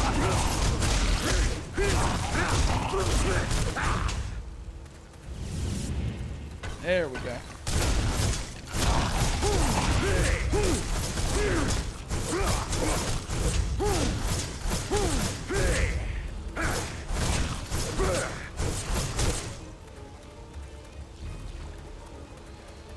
So there's another scarecrow over here. The power of Christ compels you. Let's see. This land was once teeming with life and beauty. Now look at it. The stench of death is everywhere. The scarecrows see everything. And I have heard that the crows of Malthus watch over this place and report back to their mistress. An old legend is written that a witch killed the lover of Malthus, and that she swore revenge on her.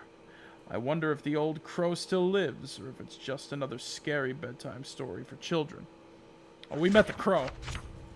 But she's 6 feet under. And she's missing a head, too. Please tell me this guy cacaws afterwards. Oh yeah, Malthus doesn't really shout caw, but hey. She's a giant bird lady thing.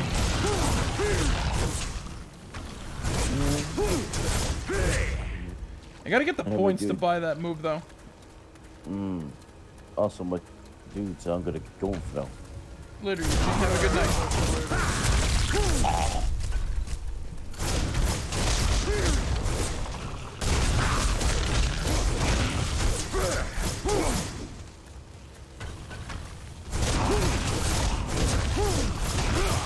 Alright, come on. Focus on taking down. Alright, so we got a crow over here. Going this way ain't gonna do much.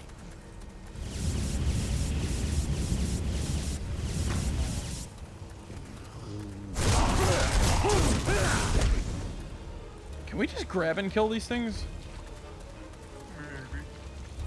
I'm gonna try that out next chance we get. Oh hey, secret guy. What's he got? Ooh, life gem.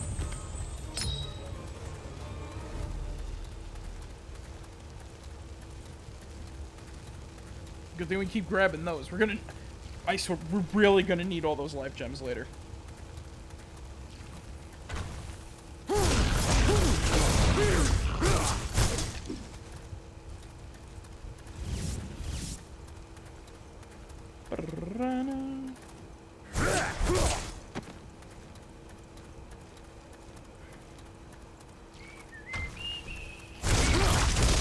Try going this way. Damn! We fucking stomp on him. Yeah, you better run. Oh wait. closer.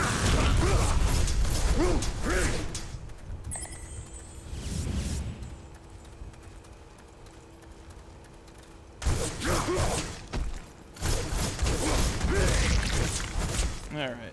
Let's take this down. This is the weirdest one, though.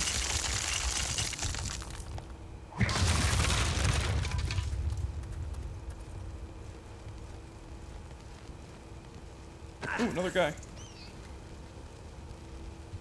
Ooh, blue gem. Good. Alright, so where are these guys gonna head?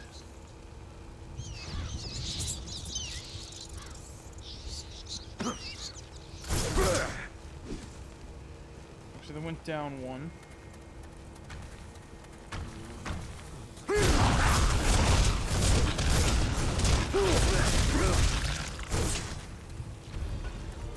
Where'd he go? And... Stomp! I love doing that. Here we go! Dang! Gonna need a big boot.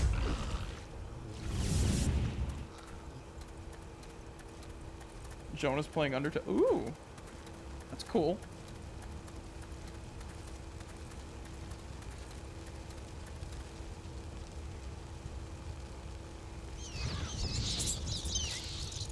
Alright. So let's see. Send this guy a little... Send these guys.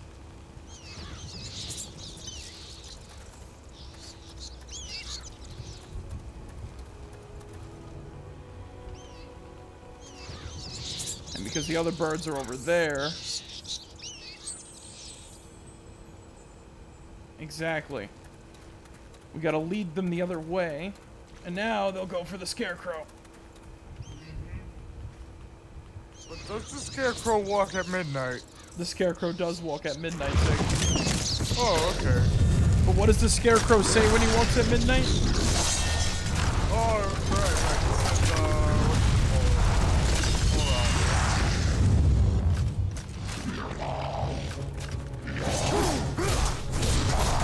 The puzzles aren't too bad.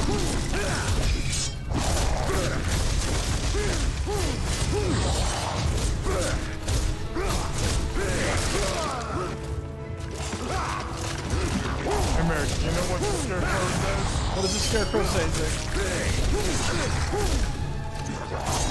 He says, I walk once more to open the door. The terrible barn, teeming with bats.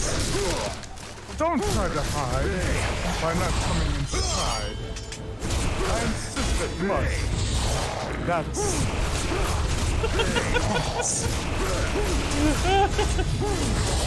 The irony of these guys too is that they're guarding it. They're basically guarding keys to open something. So. Oh. Man, Goosebumps is close to Castlevania. Who would have guessed? And slicity. There we go. Nice. Yep. Chain soaked in holy water. The best weapon to use against demons and monsters.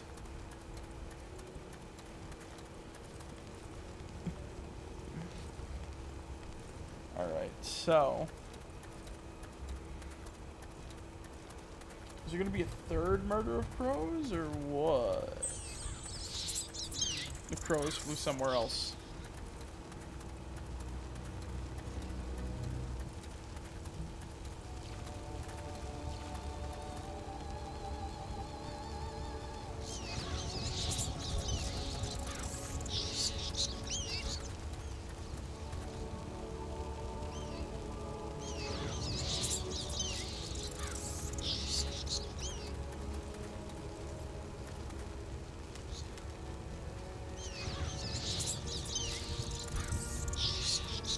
And then they go and wake up the scarecrow, right?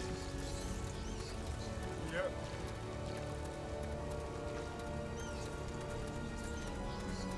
Oh wait, no, they don't. Oh,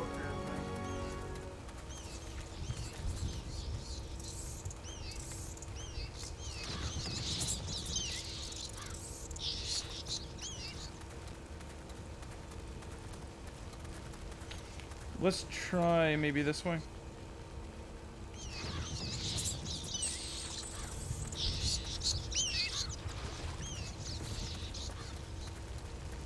Where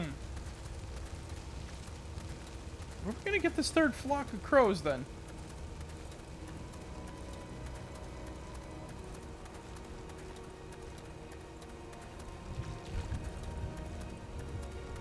See, there's none over there. Also, I just realized it's an irrigation system. That's pretty cool. No, you don't! Yeah, right. There's like 2 different combat crosses because there's one wielded by whatchamacallit? Trevor, but it looks more like a whip than a cross.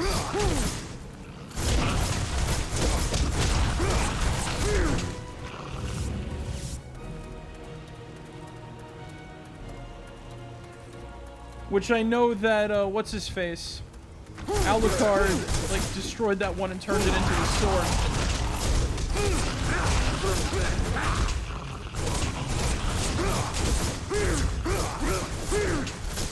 And what's his face has one too. The Belmont in Castlevania 2 has got one, and Lords of Shadow 2 bleh.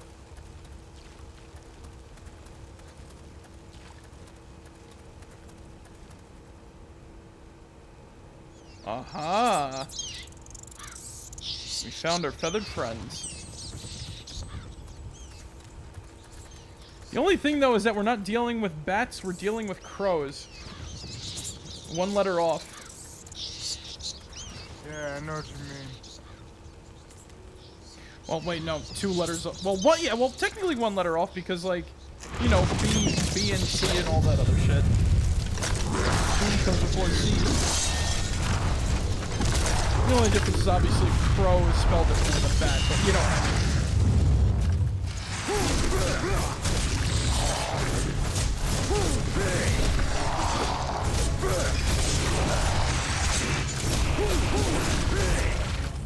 This guy's ability to walk at midnight.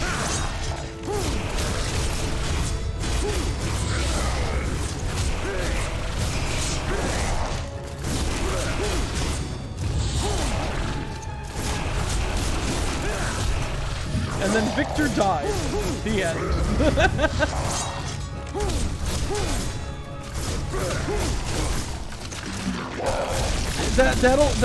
We'll talk a lot more about that when we play Lords of Shadow 2, though. For those who are like confused, it's a joke. It's a joke that me and Mike would talk about because something really funny happens in the sequel to one of the characters. It's kind of ironic. Oh yeah. It was a catfish. I catfished you.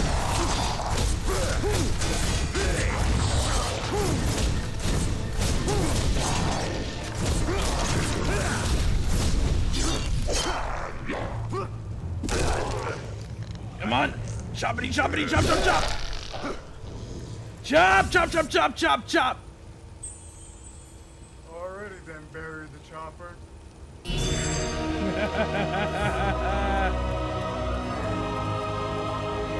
Here's Mr. Axie.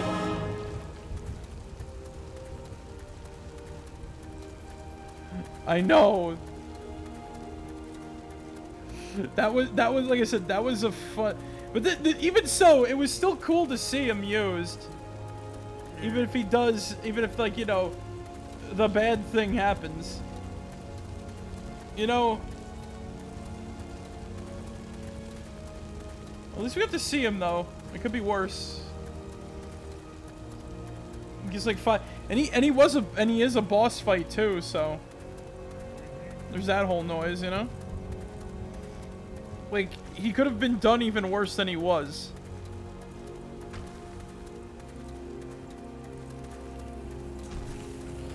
I still wish that game came out because it seemed like an interesting idea.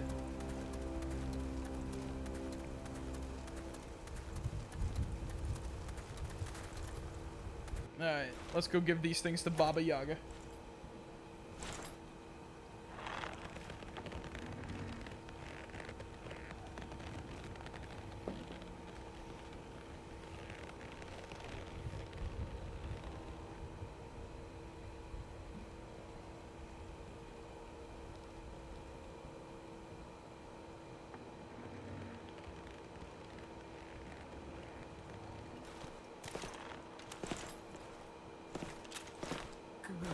Good. Now, Baba, put you inside the box. What? Close your eyes, or spell will blind you. Septum contra bestias fabulae. Sonya, I know that Sonya Belmont was in like the original prequel game that was on the Game Boy, that was on the original Game Boy. Right. Yeah, Legends. That was an interesting idea. They should she could still fit in the like they could still probably fit her in somewhere. Like I don't see it not being possible. And here we are, the music box. Oh yeah, right. Well, I'm not talking about like that game specifically being canon. I'm saying they could probably fit Sonya in somewhere along, like without that Dreamcast game. Like maybe she's between like Just Stay or you know, someone else. Yeah, that's true. But now the music box, which is a giant Castlevania, which is basically just a giant musical reference to Castlevania. The old Games hag Past. has cast a spell on Gabriel, making him very small. Small enough to enter the music box and retrieve the blue rose she so obviously desires. This old witch has me nervous. Something she said has filled me with disquiet. She mentioned the King of the Angels. I am sure I heard her correctly. What does this mean? Why do I have this feeling of dread? I hope Gabriel will succeed, and quickly, so that we may be on our way. When he has gone, I will kill this evil crow, so that she may not be a danger to anyone else, ever again.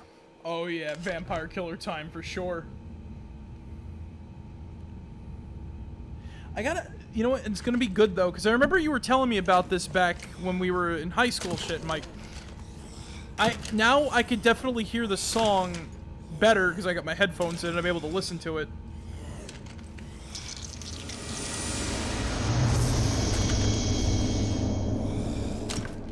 Graham McTavish.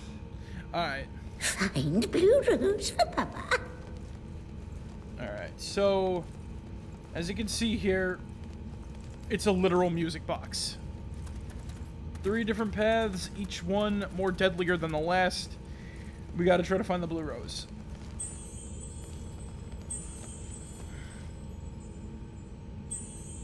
Alright. So now...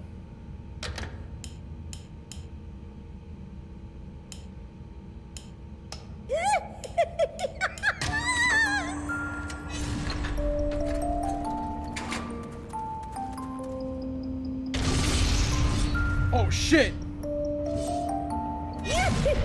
Oh yeah, this is dangerous. The music box is. This is Vampire Killer. Holy shit! Oh my god! It sounds a little off, but it's definitely Vampire Killer. Holy crap!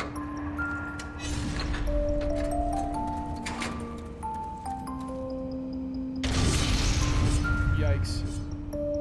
All right. Alive? Yes, you are.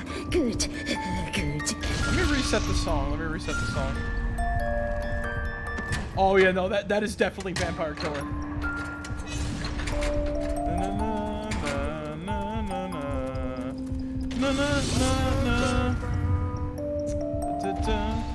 You are not as good as he said you would be.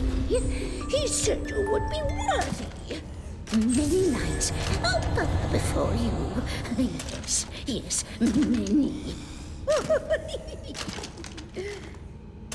Spirit through the yep, sprint through the corridors.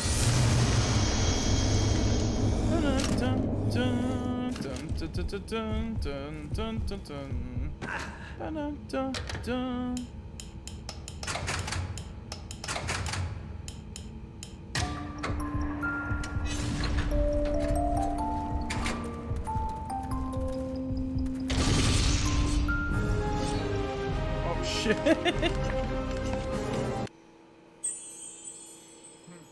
Yep. That's for sure. You gotta do the sprinting.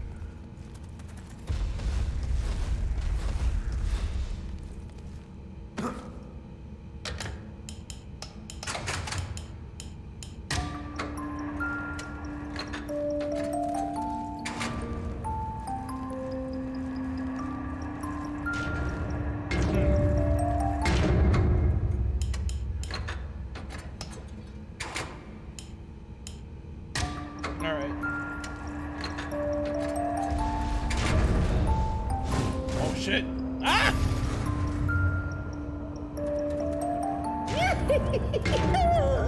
Let me restart the music again. Boxes.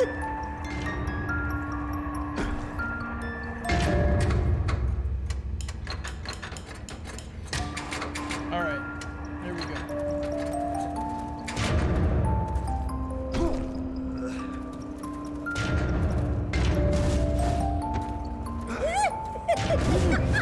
Ooh. Oh, God. You alive? Yes, you are. Good. Good. Okay, hold on.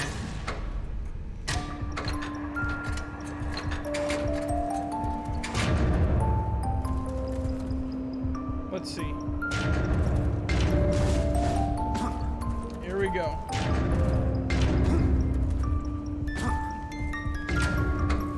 Oh shit, purple.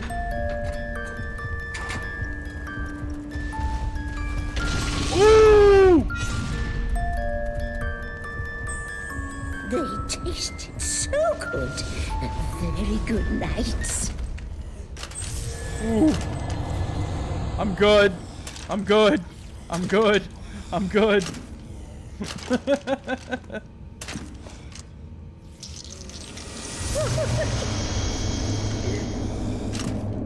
Now the yeah, I gotta put purple next.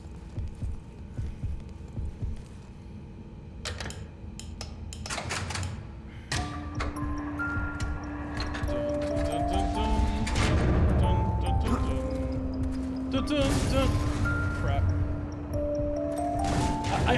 I died, yet I lived. He said you would be worthy. Swan dive. Literally.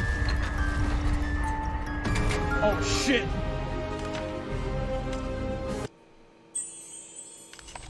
I suck at this part. I've not played this in years, too, so that's my only excuse. But that was funny, though. I did my wings. I fell, but I still did the wings, so I died while flying up. Makes no sense.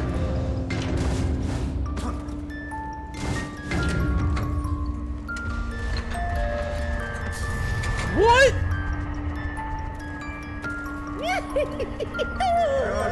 Dangerous, the music box is.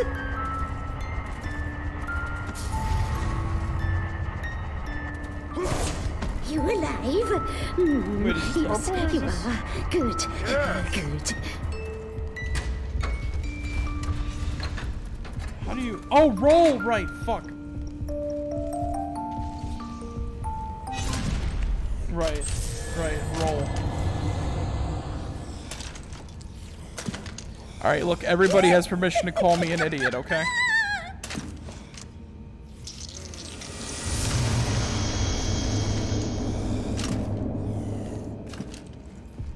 Everybody's got permission to call me an idiot right now, okay? I can't do the jump.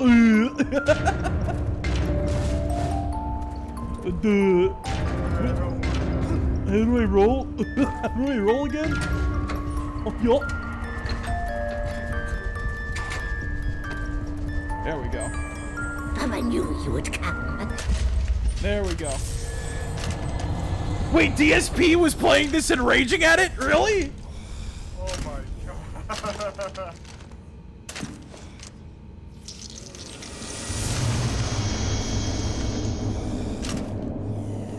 Oh, okay. Oh, back in 2011?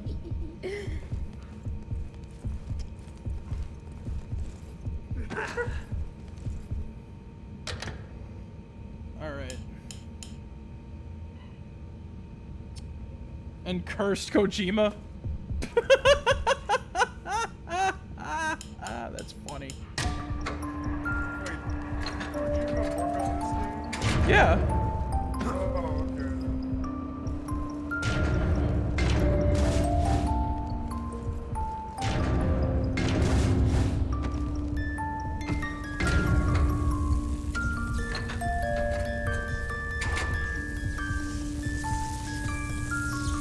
Oh, that's blue. Oh, this is yellow. Wait, is this orange or yellow? Looks more yellow to me. Try the left path. Alright.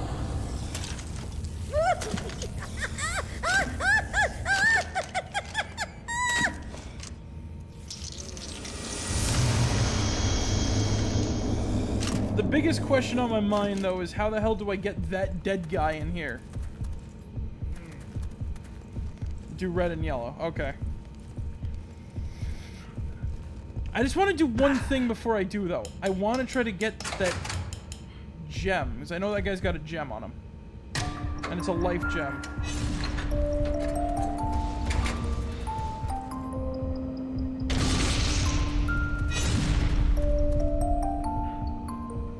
There we go. We got it! As good as he said you would be. He said you would be worthy. Alright, so red, yellow. And then red, blue.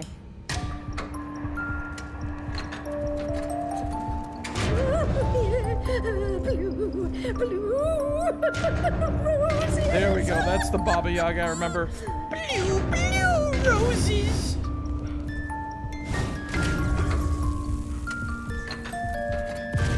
Oh, fucking hell, I almost ran.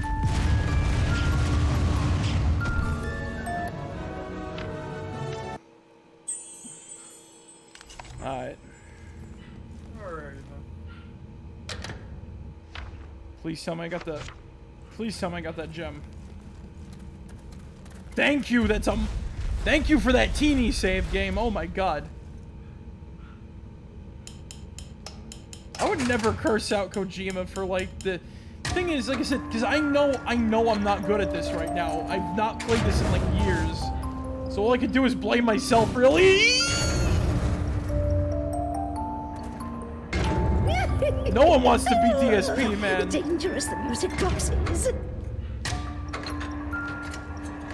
No one wants to be DSP. But I do think that everybody has their DSP moments, though. I'm pushing buttons. Why is something happening?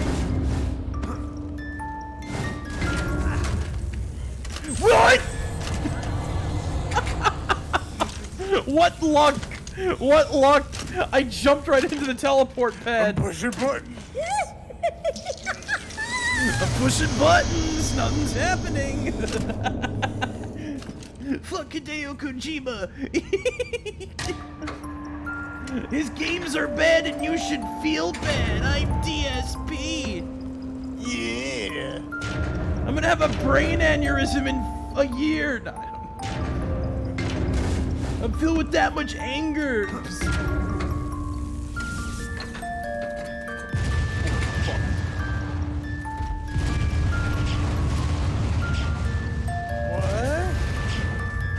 What? You're alive? Yes, you are. Good. Good.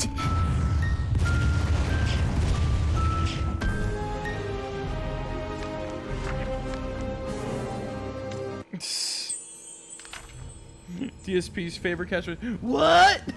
Get tricky here, Jesse. Oh yeah, we know. Yep. Alright, here we go, here we go. Names.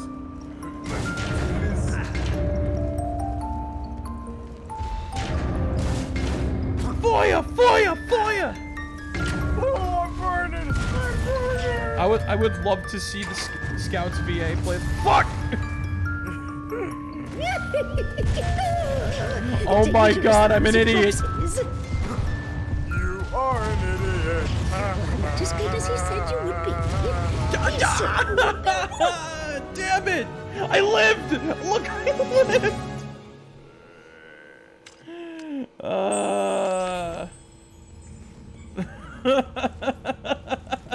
Oh my god, I suck at this. Oh my god. Alright, let's go again.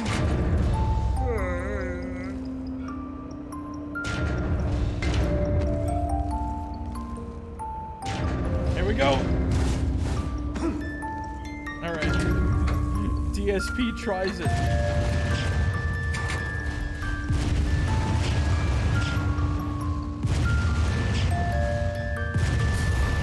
Damn it. Dangerous. Damn it! Boxes. You alive? Yes, you are. Good. Good.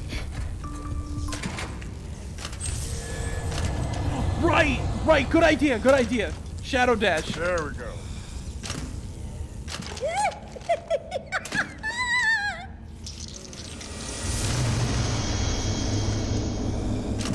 That makes sense. That's why they have the magic meter there too.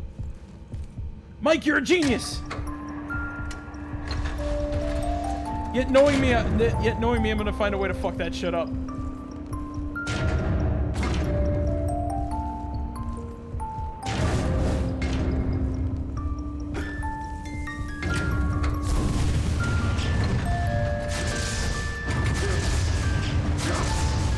Fuck yeah, baby. Woo! The music. Now, get Blue Rose for Papa.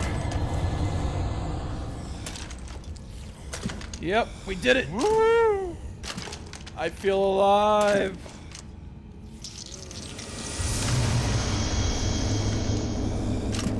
Alright, sweet. Sweet.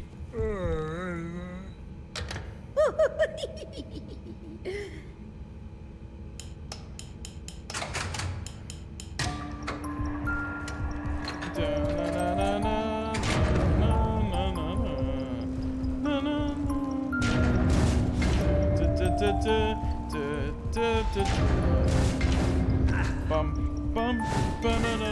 Oh!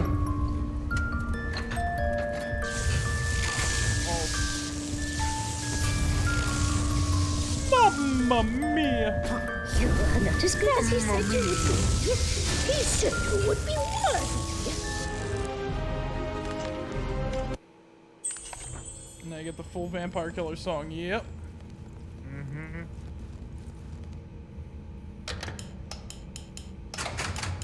Anyway, I'm gonna get going now, everybody. Later, Have a good night, everyone. Have a good night. Thank you. Alright, here we go. I know you can do it. I believe in you. You believe in me? Yes. Anyway, later, everyone. See you later.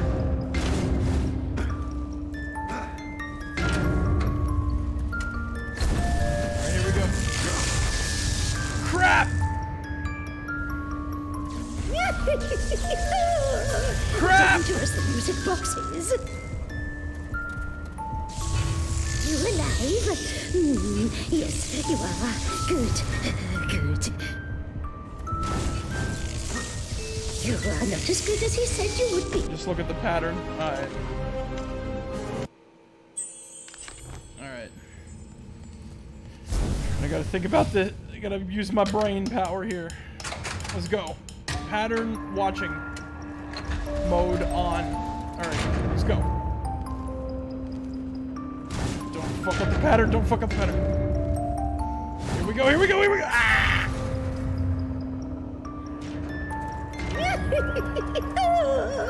Dangerous, the music box is. Dangerous, the music box is. I turn into Yoda now.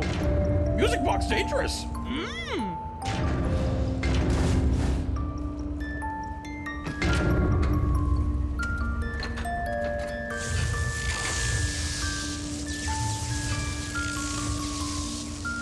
There we go.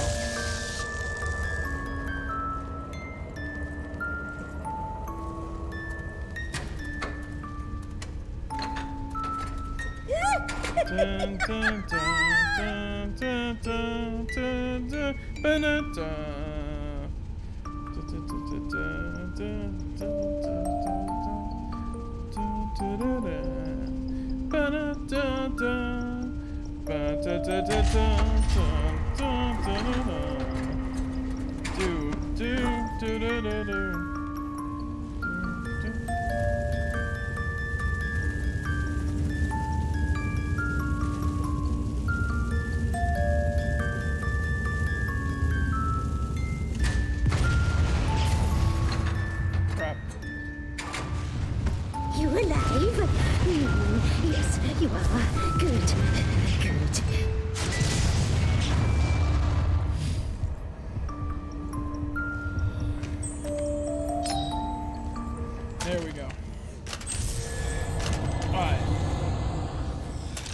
Yep, I gotta put the green for the later portion rather than like the pre.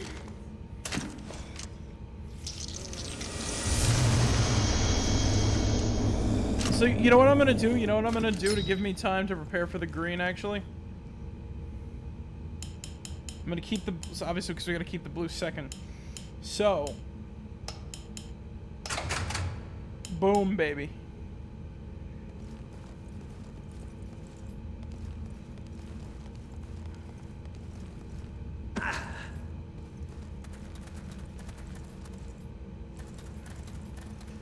Alright, so let's do this now.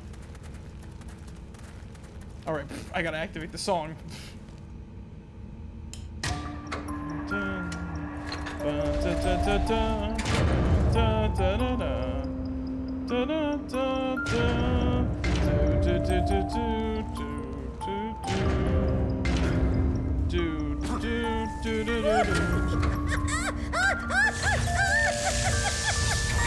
Okay, fine. I fucked up.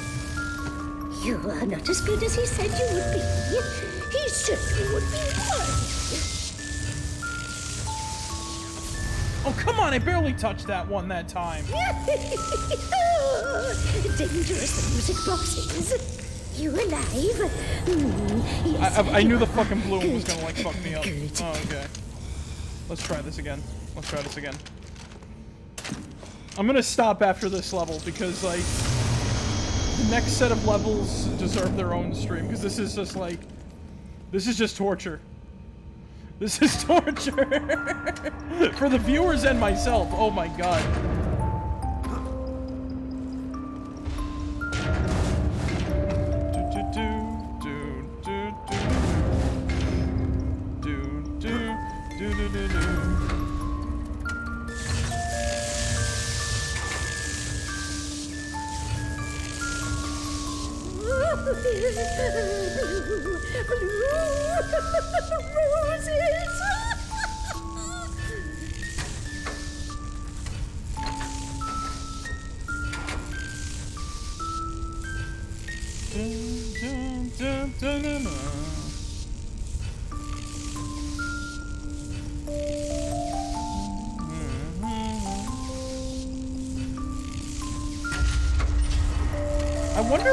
I wonder what made them put like the vampire.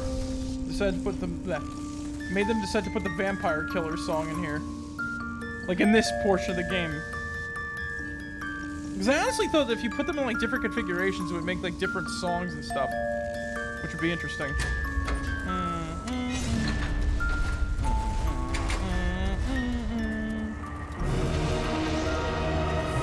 Yes, my good Matt. Blue Rose is the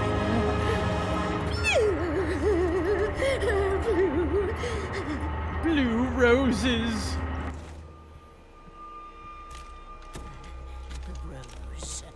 The rose. Yeah, that's true. Give to Papa. Give to Papa. Here. Careful. Oh, pretty. Oh, pretty. Now keep your promise. Of course, of course. Baba, good woman. Baba, not lie.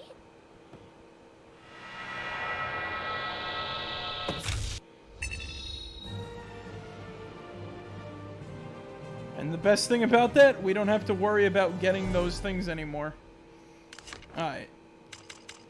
So, we only got 5,620. I know she nuked me. Chapter 10? Wait, how many? Oh, there was only 3 levels in Chapter 9. Alright, so, next time, which is going to be next Monday, we're going to start off the night with the Titan Graveyard. Which we've seen, though, all the Titans in the games before. So, I had a fun, that was fun until I got to, like, that, but, you know what, I honestly know that I was, like, sucking at the game, but, you know, it's been years since I played this. It's good to finally, like, you know, scratch that itch. Oh, yeah, alright, cool, alright, link it, I'll take a listen, hear the whole thing. I should check out the beta footage. Really? Oh, that's gonna be cool, that's interesting. Alright, But yeah, I had a fun time streaming this. Hope everybody else enjoyed me watching my pain and suffering as I basically died multiple times in that horrible, horrible music box because of my freaking bad memory and timing. But what can you do? Shit happens, you know. But yeah. So anyway, guys, check out the YouTube archive where all the archives go, including this one. Should be up by tomorrow morning. It's down in the About page on Twitch. You can also find us by looking us up on Google and YouTube. Just type in my username and boom, take you right there. Especially Google, because it has all the plugs there. And I should say all the other plugs are in the channel banner and channel description on YouTube. If you'd like, join the Discord. It's down in the About page on Twitch. It's been set up moderated Jetlock, and it's a really fun place to hang out. We got some fun games going on there, and we're trying to get the community going. There are some perks involved which you can do by donating, but please don't be, whatchamacallit, pressured to donate. I do this completely for free and for fun. Donations are appreciated but are not required whatsoever. The perks are basically just the Patreon tier system rewards. The Patreon's down in the About page on Twitch, if you'd want to check it out, but please don't feel pressured to. Basically, the perks are just the Patreon tier awards, but a lot of them are just placeholders at the moment.